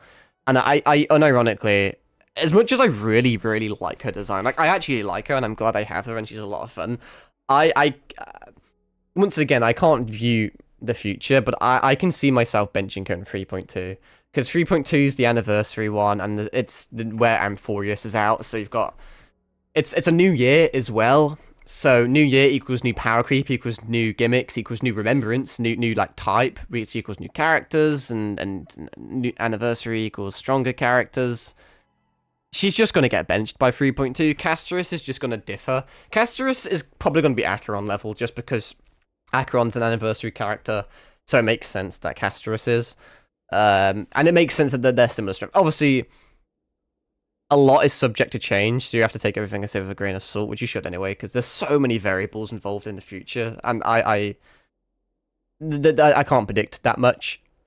But I think 3.2 is kind of the go-to one. Maybe I'll regret pulling her at some point. The only thing is if I didn't summon for Herta, I would have to go from technically 2.9, from 2.9 to 3.2 without summoning anything, which mean I'd have to use the exact same characters for several months, and it's just a bit boring, you know? I think I would get burnt out, but at least I can now have fun building her and shit. And once 3.2 comes out and I go for Casterus, I will regret Herta, probably. But that's in the future, you know, because you'll be like, you know, I shouldn't have pulled her, I should have saved my pulls to get Casterus, because Casterus is infinitely better. And you're always going to regret your characters, you know? I regret pulling Jing Liu, which, to be fair, that was a legitimate mistake, but I don't know. You're always going to regret shit eventually. But I think if you weigh up the amount of entertainment I'll get from having Herta on my account from 3.0 to 3.2 compared to not having her for 2 patches, which is like a good few months. I mean, this is first wave, right? So 20 days for first wave, and then would it not be 20 days for the second? Each patch would be about 40 days, would it not? Don't quote me on that, but you'd think it would be. So it would be 2.5 months, would it not? Until like 3.2? About 70 days. But I don't know if Casterus is the first wave of 3.2 or not. You may be second wave. I don't know. I don't know. I look at a few leaks, but when I'm like rambling, like without notes in front of me, I'm just kind of doing it off memory. You know, I definitely want to stress that I forget stuff and I don't know everything. Anyway, let's do these summons, because I've just been talking randomly. Which I do enjoy talking about my theories and shit, but like I said, I have a lot of thoughts in my head about this game, but it's very hard for me to talk about them and kind of get them out and make them actually make sense. Let me double check how many pulls we have. We have 14 there and 22 there, so we've got 36 pulls. It's actually not that bad, to be fair. And we still have a lot of content to do. So we're still gonna get Casterus, you know. Anyway, let's oh my Wi-Fi's dying a death. Almost been streaming 3 hours. I feel like I've just been rambling a lot, but I think this game kind of deserves rambling about, you know. Let's see if we can do mock. Once again, I'm kind of washed, and when I'm talking a lot and streaming and commentating, I'm not thinking about the game as much. Yeah, unfortunately, we're gonna have to use Herta on the second phase. I've been using Acheron on this, people have been using Fei Zhao. I mean, I really don't know who to use here, admittedly. I just don't. Let me think. What can I do? If I used Fei Zhao, then I would have to use Aventurine. I don't have to use Aventurine, but I would like to. So if we use our Firefly team there, and then our Herta team here, I need to remember the rotation, so that it would be this. But I've actually been struggling a little bit in this. It takes me probably too many turns, as it should do. I'm probably just not playing very good, but it always sucks when the Ready yourself. character you want to test is the second phase. But like I says, we probably won't even 3-star this for a few reasons. I'm just struggling on this side a bit. Just because of the HP inflation, and I'm probably just not playing it very well. I just don't know what to do here. Every petal, all will be swept away by the wind. So if we're gonna lose, once again, same with Pure Fiction, if we're gonna lose, it'll be for 2 reasons. A, because my Herta team still isn't fully built, so it's not super optimal, and B, just because my first team may not do that well. Another reason it may not do that well is just because, like I said, I'm probably not playing as optimally as I should be. I never know how much I want to target the Trotters. I see a lot of people that exclusively go for the Trotters, and they deal with the HP inflation that way. But I've seen a lot of people just focus on these guys at the same time. There seems to be a few tactics. I normally, I kind of just used Acheron on this side, just because Acheron says fuck you to tactics, you know? Just brute forces everything, so it's just a bit easier.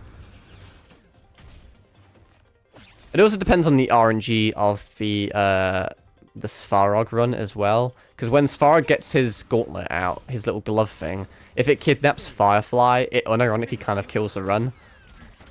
Because I just don't realistically have the breakability on my other characters to deal with it, you know? This is why I almost got an additional Firefly Eidolon, because if I did, this would be fucking ridiculously easy. Because I am basically just one-shot breaking some of them. Take your positions. And then if I had E2 Firefly, I should just get an extra turn, which would be really nice. But it is what it is.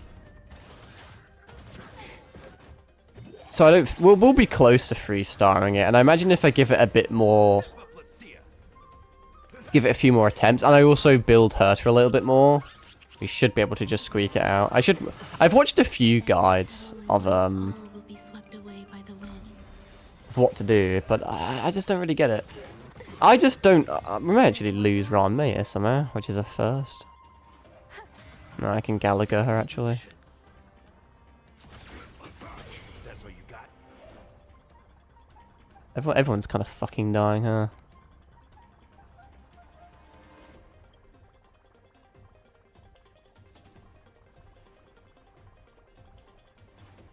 I'm gonna be... If I do this, I can heal that, then I can do this My friend? to get some heals. She can heal herself. There we go. And then I can use this because I cleansed. And it doesn't really do a lot, but hey ho. I need to get a fire weakness implant on that guy because he's causing issues, honestly.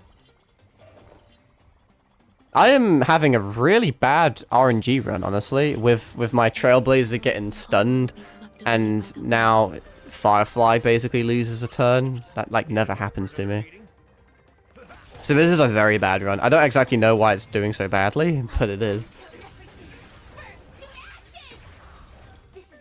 The issue with this guy not having fire weakness throughout half the fight is that he now has significantly more health than...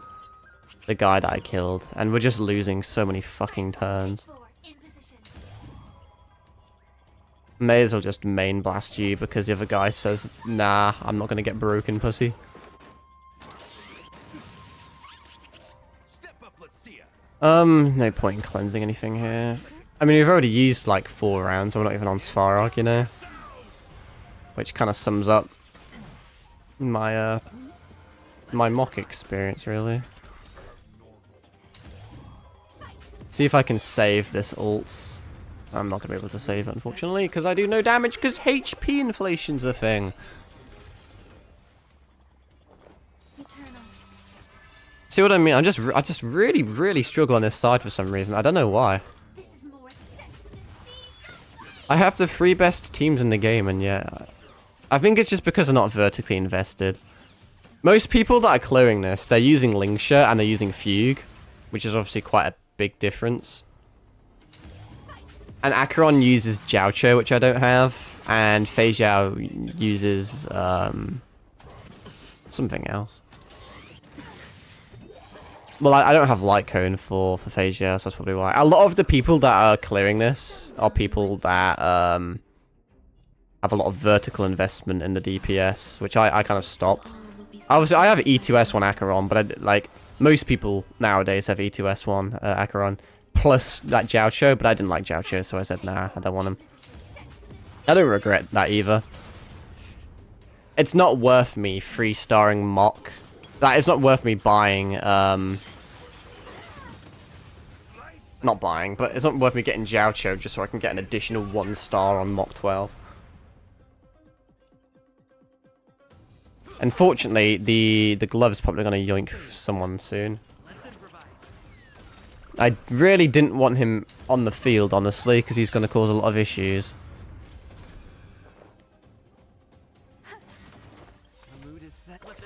If he grabs Firefly, we unironically can't win. It's just like a guaranteed lose, unfortunately. We should be good though, because Firefly can probably break it before it gets its turn. We've already used like over 50% of our shit as well, unfortunately. No, we are gonna get yoinked, it seems. There's more to life. This is a really bad attempt. I have no idea how people do this with Fei Xiao, because this is why Fei Xiao's tier 0 apparently. This attempt. Yeah, it has a lot of wind weakness. But all Fei Xiao does is break them, and she does 0 damage. And it's like, fair enough, you stun lock them. I've done it myself. I've stun locked Svarog to the point where he literally cannot play or get a turn, but it just doesn't really mean a lot when you do 0 damage, because they're still alive. And then you're just wasting turns. Like, I can clear it without taking, like, any damage, but it still takes, like, 7 fucking turns, because she does no damage, you know? I just wanted to play as Herta, but I have to fucking spend half an hour fighting all this shit to get to it, you know? Which is annoying. And it's a shame you can't swap the rounds around. You can obviously swap your teams around, but imagine if you could make the swarm go first. There's no reason why you shouldn't be able to, really. Just so you can showcase certain characters. Because if you were 3-starring the first round, but not the second round, you would want to, you'd want to test the second round, but in order to test the second round, you have to do the first round, and I just kind of think that's dumb. Oh, lost a turn on Ranmei, that's neat. We've unironically basically used up our whole entire 3-star event on this one, 1-1. Maybe I should try it with Fei Xiao as well. Because it's not fair on Herta, because Herta's unironically going to have 1, if not 0 attempts to do anything here.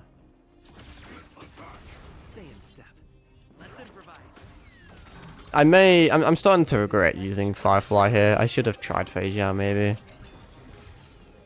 I'm just thinking, because the guy on the right doesn't have fire weakness, unless you Firefly him. So once they kill Svarog, I'm still going to have to do this guy. I'm going to stick with it. We're not going to 3-star it because I'm doing dog shit. But I just want to at least test Herta. Let's implant fire weakness. Like I said, this is a terrible run. But it unironically does take me like 7 turns minimum to do this. And that's with like having all 3 of the best teams in the game. But obviously they're not like vertically invested, I guess. Normally it doesn't take this long though. Must be having a particularly bad run, I guess. I've used up 10 turns to get to this point. I think it's because I'm not meant to use Firefly in this round, to be fair. We're so close to winning, but I'm half tempted to just restart with Phasure. The only issue is I'd lose my Aventurine on my Herta. Obviously, I can use Gallagher on Herta, but not ideal. I do not have commands, no. Every petal and all will be swept away by the wind.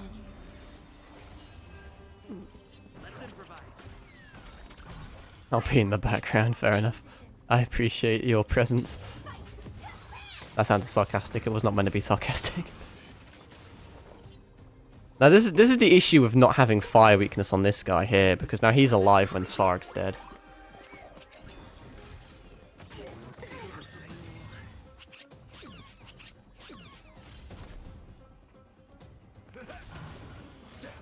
Now I literally... Oh, maybe I should have just really... Actually, I can't do the Trotters because the Trotters don't have weakness break. Which I think is kind of dumb. What's the point of making them exist and then, like, make them not have weakness break? That's like the ultimate edge. Here's a gameplay mechanic that you can't use. It unironically took me 10 whole entire rounds. It's impossible for Herta to... unless she's 0 cycles. But we may as well test her out, I guess, whilst we're here. Then we can double roll that. Which my internet's kind of dying a death at the moment, but hey. Well, we may as well test her out, and then I think I may do like another run as well. Aventurine does help a lot on this team.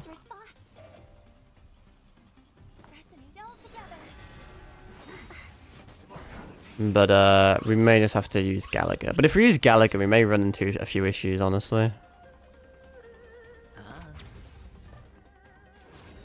Shan't lie. Is that the best thing to do here?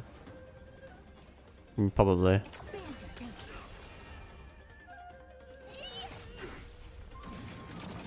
I can't wait to 0 cycle this. Like I said, it's really annoying that I have to do the first cycle just to do this shit. Sure, I'll play along. We're already losing a lot of health, to be fair. Bring us victory. Let me do all my Herta shit. And then I'll Robin ult, I guess. Nothing but a boy. Helpless as ever. Is it worth me ulting and then doing it? I don't know. It probably is. Bonk. Because then you get more interpretation stacks, I think. And then Robin ult it. I mean, yeah, we already haven't 0 cycled it. Actually, no, we're still technically are. I'm lying. Watch your head. I hit the mark. I need an enhanced attack here, which I can't do.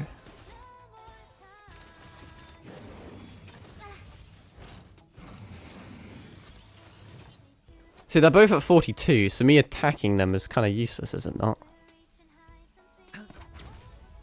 Like, I should... If I basic, I can get my ult using Invult charged. Because then I want to save my Aventurine ult to do more interpretation stacks, right? And then build them on here. He already has 42 still, though, I guess, because it transferred from the other guy. And then we lose the 0 cycle because this guy is significantly stronger than the other guy, I guess. So I want to attack you, do I not? Because then that builds a stack on you. Right? I don't know. Because there's no point in attacking this guy because he doesn't gain interpretation stacks. Do you know who I... Big diamond! It's all yours! We're basically just waiting for a Herta ult that we're never going to get, it seems. Seems like we've hit a standstill all of a sudden. We're doing really well, but now there's not enough enemies to, we don't have enough enemies or skill points to really do much here, actually. May actually have to use a defense as well. It was going extremely well, and then suddenly just fell off immediately. Still don't have my ult, which is cringe. There we go. Curiosity. This may kill.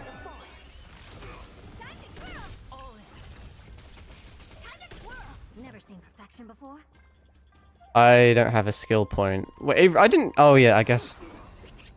For some odd reason, I thought the enhanced skill didn't do that. Fuck it, I'll just use it now. Not like we're winning. I'm so used to Firefly, because my Firefly's always been like E1, so. And if you have her light cone, that basically doesn't use a skill point either, so that threw me off. I planned around using my enhanced skill with 0 skill points. The dice have been cast. Bust. We're actually not doing terrible in terms of turns. If we had a good first turn, we could 3-star this, but I don't know if it's worth me using this or not. I don't know when to use it as the issue. I'll use it now. Nothing but a boy. I don't know if that's smart or not. Actually, no, because then I can do this. So that's not terrible. As long as you have 42 stacks on the main guy, which we do. So there you go. Open sesame. Watch it crow. Time to twirl.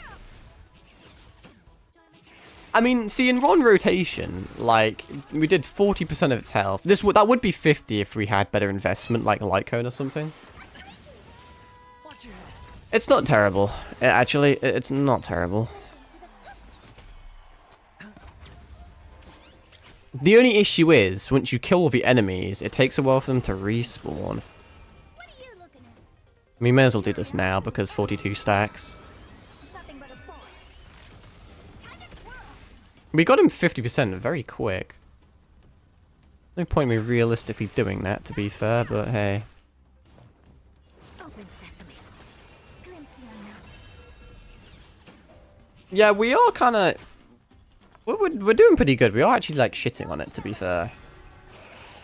We started at 20, so it took 4 turns, which is not bad, considering she's not fully leveled or invested into. I don't plan on getting her light cone or anything. The dice have been cast. Bust. Or Chu would, he would already be dead if we had light cone. May as well just do that for the damage buff, because then we can probably kill him in one rotation. Expand your thinking. Let me think about this. If I do this... Not ideal, really. I still don't fully... Like, I understand her stacks, I think. But I could still be doing something, like, incorrect. Yeah, I didn't play that as amazingly as I wanted it to, honestly. I could have killed him just then, but... I mean, we did it within 5 turns, which isn't bad, because it would be half and half. If you 5-turn this one and 5-turn the first one, you would easily 3-star. The issue is that I somehow can't 5-turn the first one. I think I also clicked the wrong enemy there, but it doesn't matter. I also forgot he had a second phase, and now I've just realised we're actually doing really dog shit. I shan't lie, I thought he was dead. I completely forgot there's a second phase. hedge your bet. So in which case we are doing pretty fucking bad then, in all honesty. It's not very good. It's a mixture of my first team doing dog shit and this team not being invested into. But even so, that's not the best, really. Cast. I also just don't know, because he has 42 stacks, I want to attack him because I want to damage him, but I also want to attack other people because I don't want stacks on them, I think. That's one thing that confuses me. If a boss has 42 stacks, should I attack him or should I attack the minions? See, we'll do a lot of damage now because there's a bunch of enemies on field.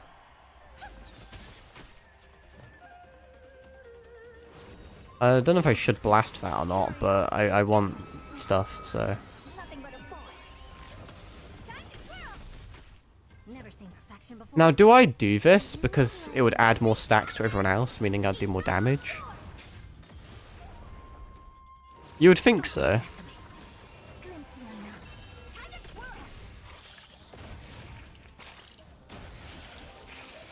I don't know, even, like, once again, she's not invested into, so you have to cut her some slack.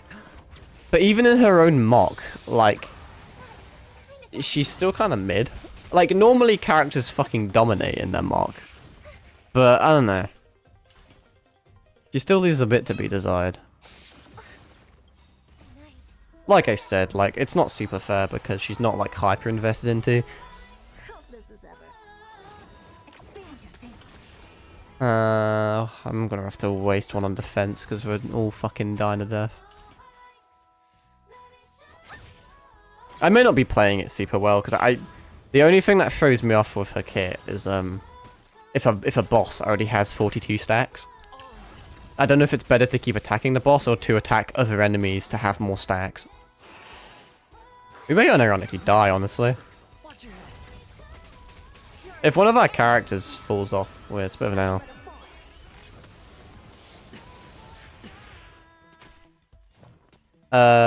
Don't know if it's. I really don't know if it's worth doing this or not. Bust. But it gives me 2 extra stacks, which means more damage, right? And then that's even more stacks. Open sesame. Watch it close. Time to twirl. I actually don't know what my pre-existing record is. I swear my record was like 19 using Firefly and Acheron. Do you know who I am? This big diamond. My Firefly team was not very good on the first round, to be fair, but even so, this is What are you looking a bit depressing. It's just because there's not enough enemies here. Because it just stopped spawning trotters. Now there's a few, but I need trotters on the field for some like AoE damage. But they're not giving it me, and that makes me upset. Curiosity. Endless riddle. Nothing but a void. It's took 7 rotations so far of this team. Glimpse the unknown. Time to twirl. It looks like it's going to take even more, because it's not going to do 1% of damage for me. Honored to meet me. The HP inflation's so crazy that you can spend a whole entire round of doing nothing but meleeing them at 1% and it still doesn't kill them. Let that sink in. Just did a whole entire round. If this doesn't kill him, that's really just taking the piss. Or maybe I'll take it all. There we are. It took 7 rounds with Herta to do that. Which is pretty mid. Honestly, that's pretty mid. I mean, you're 2-star, I guess, but like I said, even with, like, this is Herta's mock. Like, she's only gonna fall off from here. This whole, and this all of these with her ice weakness, all of that, and all of this gimmick is specifically made just for her, and, like, only her. And every subsequent mock after this will not be tailored towards Herta.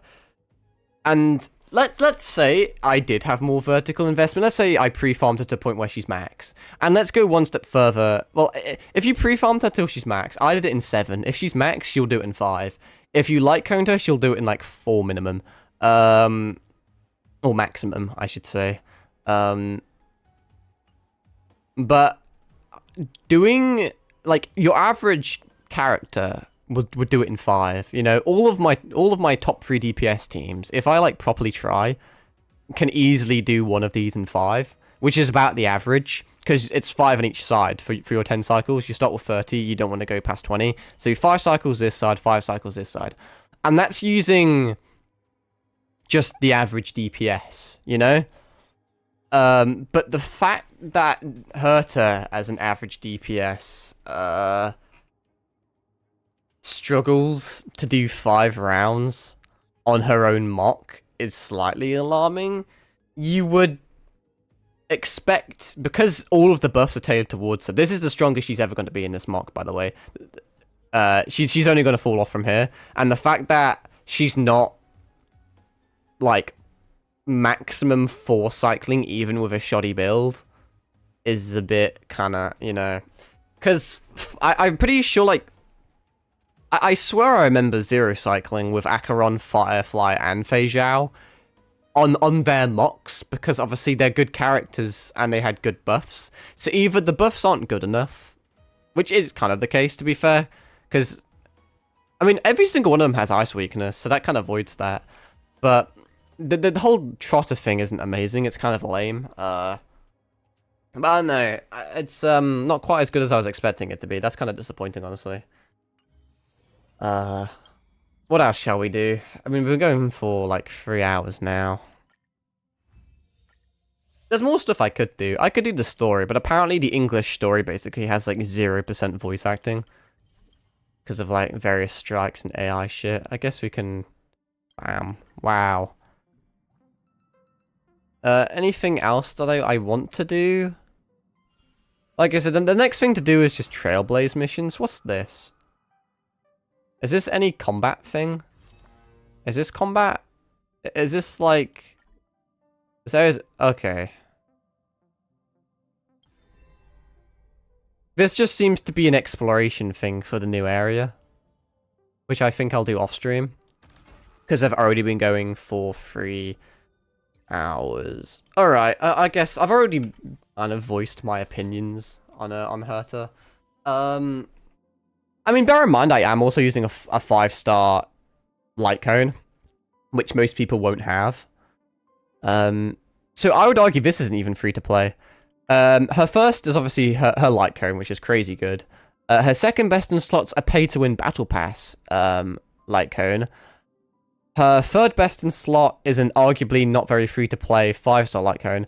Her fourth best in slot is this. So her free to play light cone is her fourth best in slot. And to be fair, I don't think there's a big percentage difference. But if you look at every single thing I've been doing today, and then minus about 3% or 4% or even 5% damage because of the light cone difference,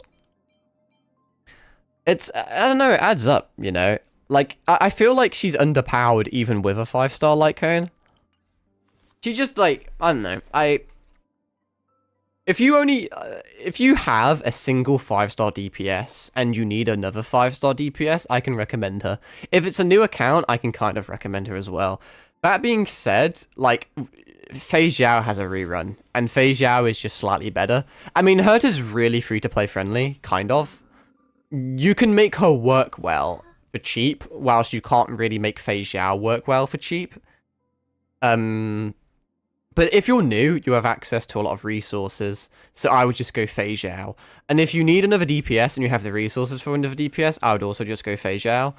The only instance where I can like super duper hyper recommend her is an instance where you only have Fei Xiao as your DPS, and you need another DPS, then get Herta, because there's not going to be another good DPS like rerun or anything, to my knowledge, until like 3.2, and you're probably not going to wait until 3.2 to get a second DPS. The issue is that they're running her with Fei Xiao, and Fei Xiao is just better. She just is. Like, it's not by a lot, to be fair. Like, it's not as, like, Fei Xiao is the third best DPS in the game, and Herta's the fourth best, so it's not a big difference. But if you're like a super duper like meta whore, or you just care about numbers or care about clearing content, she's just objectively worse. Unless you're really, really hard on gems. Because Fei Xiao kind of wants Robin. And if you just pull Fei Xiao, yeah, you can kind of, you'll probably get some copies of Moza, and you'll probably get some you will have like an E6 March. But without, like, she really benefits a lot from Robin and Aventurine. So, I mean, Robin's a universal support that's really good, and everyone should probably kind of have her anyway. So it depends. If you fucking hate Robin and really don't want to get her, then get Herta. If you're incredibly poor and you just kind of want some instant gratification and you're not going to get Robin as well, get Herta.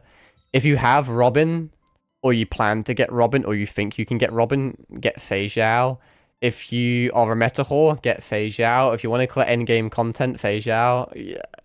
You know, it's 50-50, I think. If you like her design, get her. She's competent. You will clear 90... If I'm being mean, 90%. If I'm being generous, 95% of content. She'll be good in pure fiction, but most people can 3-star pure fiction anyway, so she's not like a must pull there anyway, but she's fun in that game mode. Mock, even in her own mock, she's pretty mid. So in terms of endgame mock, she'll like most characters, she'll probably 3-star 11 mock, but she probably won't. She can I mean, we just proved she can 2-star quite easily and quite comfortably mock 12. If you vertically invest into her a lot, and you just get good weakness and passive buffs depending on what mock it is, she'll 3-star it, you know. But free to play fresh out the bag, she's probably not 3-starring it. But Fei Zhao would, because Fei Zhao has been a tier 0 mock for quite some time. You know. So I think it can... I don't know, there's a lot to do. If you're like I said, if you're super duper meta orientated, go Fei Zhao. If you're rich, go Fei Zhao. If you don't care about meta, you can have Herta. If you're like incredibly poor, you can also go Herta. And if you just like... The main thing is just enjoyment. You shouldn't really care too much about the meta. The issue with a game like this and power creep is that you're kind of forced to care about the meta. Like I said, because if you love Jing Liu and you really want to play Jing Liu, you can't, because she's shit. Like, you actually can't. You would fucking struggle against some of the campaign bosses. I mean, I would like to see some people try and use, like, a really free-to-play... Maybe that's not fair, to be fair, but you always kind of have to go from, like, a free-to-play guide. Obviously... She's had a rerun, so most people have Eidolons on a light cone with her. But and she has become a lot stronger now that Sunday's out, to be fair. I mean, she's still mid as fuck, but... Like, I don't have Sunday, and I have Jing Liu. And, like, I actually, like, can't use her. I mean, she's not even properly built anymore. She was built, but then I used all of her, like... I used all of her relics on other characters. I just, like, swapped them. Because she's been benched for so long. So... There is a point where your love for a character does get surpassed by the power creep of the game. But Herta will be competent for a bit. But like I said, by 3.2, she will be benched. So if you're slightly interested and want to get her, you can get 2 good patches out of her. And like I said, there's so many variables involved. She may get like an amazing support down the lane. Maybe that's something that I should mention. She doesn't have any dedicated Erudition supports, because Erudition is kind of like an underdeveloped class or type at the moment. And because she is an Emanator, we should look at Acheron as an example. And Acheron has a lot of characters like Xiaoqiu, which are characters that are designed for Acheron. So it's highly likely that Herta could get a best-in-slot character down the lane as well. So that may be important to note, because she could get, technically in theory, she could get substantially better with better characters. I already think her team's pretty good, but who knows? Like they could just release an absolute crazy 4-star or 5-star support for her. I've said it like 1,000 times this stream, but I cannot stress enough how I can't tell the future, and there's a trillion different variables that go into whether you should get a character or not. The main premise should always be fun, always. If you really like her character, her design, her voice lines, her voice acting, just her playstyle, her teammates, her free-to-playness, her flashiness, anything. If you just enjoy it, just get her. Because at the end of the day, a game is a game, and the games are meant to be fun, and they're meant to be for entertainment. And if you can't play the fun characters you want, then it is objectively a bad game. So, you know, just go ahead and do that shit. And I know I've been rambling for fucking forever, but I just like rambling about this shit, and it's not like we've got too much else to do besides some main campaign. Which I think I'll do in my spare time, because it's not voice acted, really, so I'm just going to be spamming spacebar, skipping through everything. But this will probably be, you know, the stream. I normally only stream at the start of like, new updates. 3.1, I've... Obviously, not everything's been revealed yet, but looking at the leaks, I think it's going to be kind of a mid one, I think. I don't personally care about the characters. I think 3.2 is going to be fucking massive, though. I can just see Cass just being Acheron 2.0. I really can. I don't really see a way how she's not. They would have to go out of their way to just dramatically nerf her. And why would they nerf such a big 3.2 anniversary kind of remembrance, new area, new character, big bad bitch, you know? It doesn't make much sense. I really like... I'm like 90% confident she's Acheron 2.0, so I can see it being like a massive patch. There's like a bunch of other shit I could say and ramble on about, and I'm sure when I end stream I'll be like, fuck, I should have said that. But she's just kind of mid. And I don't like using the term, but it sums her up. She's she's a limited 5-star DPS, you know. She's okay. If you need a 5-star DPS, cool, she's fine. If you need ice coverage for some reason, which I don't know why you would, cool, she works. She's the best ice DPS in the game. Not that that means anything, because ice is like the worst element in the game.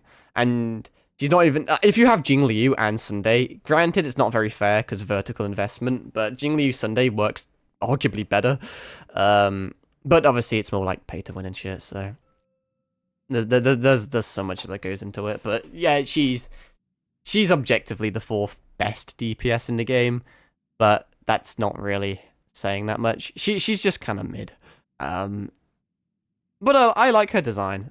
And she's going to provide me a lot of entertainment for the next 2 patches whilst I save and wait for Castorus. Let's put her up, I guess. I should have really done this before. I also need to make this a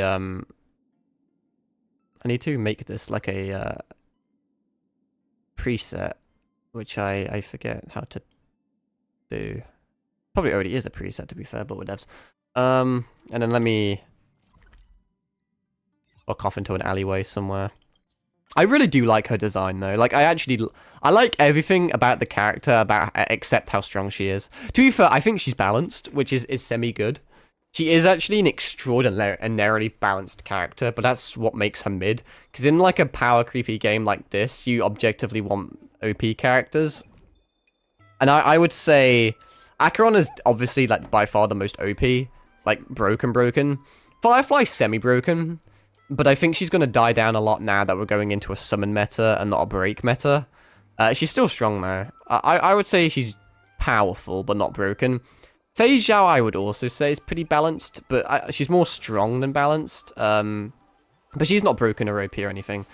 But like, Hurt is kind of, like, mid-balanced. But, I mean, just look at all the animations and designs and shit. She's, like, a really cool character. And she can clear most of the content, and you're going to have fun. So, you know, it really is like 50-50. If you can't decide between like Fei Zhao or Herta, I would unironically just like flip a coin. If you're super indecisive, it really does just come down to a flip of a coin, like a 50-50 of who you want. It's not a big deal. Like, your account's not going to be ruined if you pull her or anything, you know? Except for the next 2 patches minimum. She's a perfectly acceptable character for the next 2 patches, and then Castorus will just blow her out of the fucking water. Castorus may even pull, like, she may blow Fei Zhao out of the water as well, because I can just see her being so broken OP, she just benches half your DPSs. That being said, though, it's plausible that somewhere in, like, 3.3 or 3.4, we do get a best-in-slot Herta support, which skyrockets her value. She could easily take Fei Zhao over, in fairness, because Robin's almost like a best-in-slot for Fei Zhao. And the weakest link here is currently Herta. Himiko may work, because she's 5-star. Jade is currently the best, but still not that good. And I enjoy Herta, and it's still a good team. Like, little Herta, that is. But you could, in theory, make a 4-star or a 5-star Erudition character that is just, I don't know, just fucking broken out of their mind as a support, and it will skyrocket Herta's value. Like, if she gets an absolute broken support, she will be like 3rd or 2nd best. With basically any support, she will overtake Fei Zhao. That's kind of how close they are. If you just give her a dedicated support or like a best-in-slot support, it doesn't matter how broken it is, she will become 3rd best DPS, overtaking Fei Zhao. But that's not including Castorus, because Castorus, if we include Castorus, Herta becomes the 5th best DPS, which means she would then be the 4th, but, you know, that's confusing, so we'll just ignore Castorus for the time being. If the support is, like, really broken, I can actually see the character overtaking Firefly, because Firefly, you know, she has evolved a bit. I'm still using basic bitch Firefly, but bear in mind, since her release, she got Lingsha, which is a best-in-slot 5-star healer, like, sustain, and she got Fugue, which is a best-in-slot support, and Acheron got Jiaoqiu, so, you know, it makes logical sense that Herta gets 1 or 2 decent, you know, supports, and I think that will skyrocket her to an extent. So, unironically, even though she's semi-mid now, she has a chance of technically having like an OP team. It probably would be a premium team. They're always premium teams. What they would probably do is maybe in 3.3 or 3.4, they would probably rerun her, potentially with a best-in-slot support. So everyone like me who did get her on her first banner could just go for her support. But obviously, like, people that don't have her, it probably would be incredibly expensive to make her good. But I think it mainly just comes from the fact that she's newer than Fei Zhao and Firefly. Both of those characters have already had reruns, whilst obviously Herta's brand new. So her vertical investment's going to be a lot fresher and a lot stronger, and that's why she could overtake them. Now I just feel like I'm kind of just rambling and just repeating shit like a broken record. But I'm not trying to like doomspur. At the moment, she's fair and balanced, and she's fun. If you want to get her. It's not going to ruin your account. She's not a bad character. And she does have the ability down the road to actually be better with a dedicated support. So yeah, I'd say it like that. It is just a flip of a coin character. She's not bad. So if you're not sure, unironically just heads or tails it, and that's really about all I can say. And now I've been rambling for a very long time, and I'm getting a sore throat. So I will end the stream here. Don't know if I'm going to be streaming the next 2 days. I once again, I have them off work, but I don't know if I'm busy or not in other things. But the next stream will probably be another Divinity stream. This is just kind of a one-time, like, off thing. I always like streaming Star Rail, or just any Hoyo game when it gets an update. Even though it's not smart from, like, a career perspective. Career's the wrong one. Like from a growth perspective, because it's so oversaturated, but it's just my thing, so fuck you. I am going to start the Amphorius campaign, and I'm going to be having fun with my Herta. And I'm also going to get a drink, because my fucking throat is sore. Anyway, I appreciate you all following and watching. Hopefully it wasn't too boring. Also, yeah, let's check the phone out. I find it cool that every character has a unique phone. It's pretty neat. Anyway, I've really said enough. Enjoy the rest of your day, and ta-ra.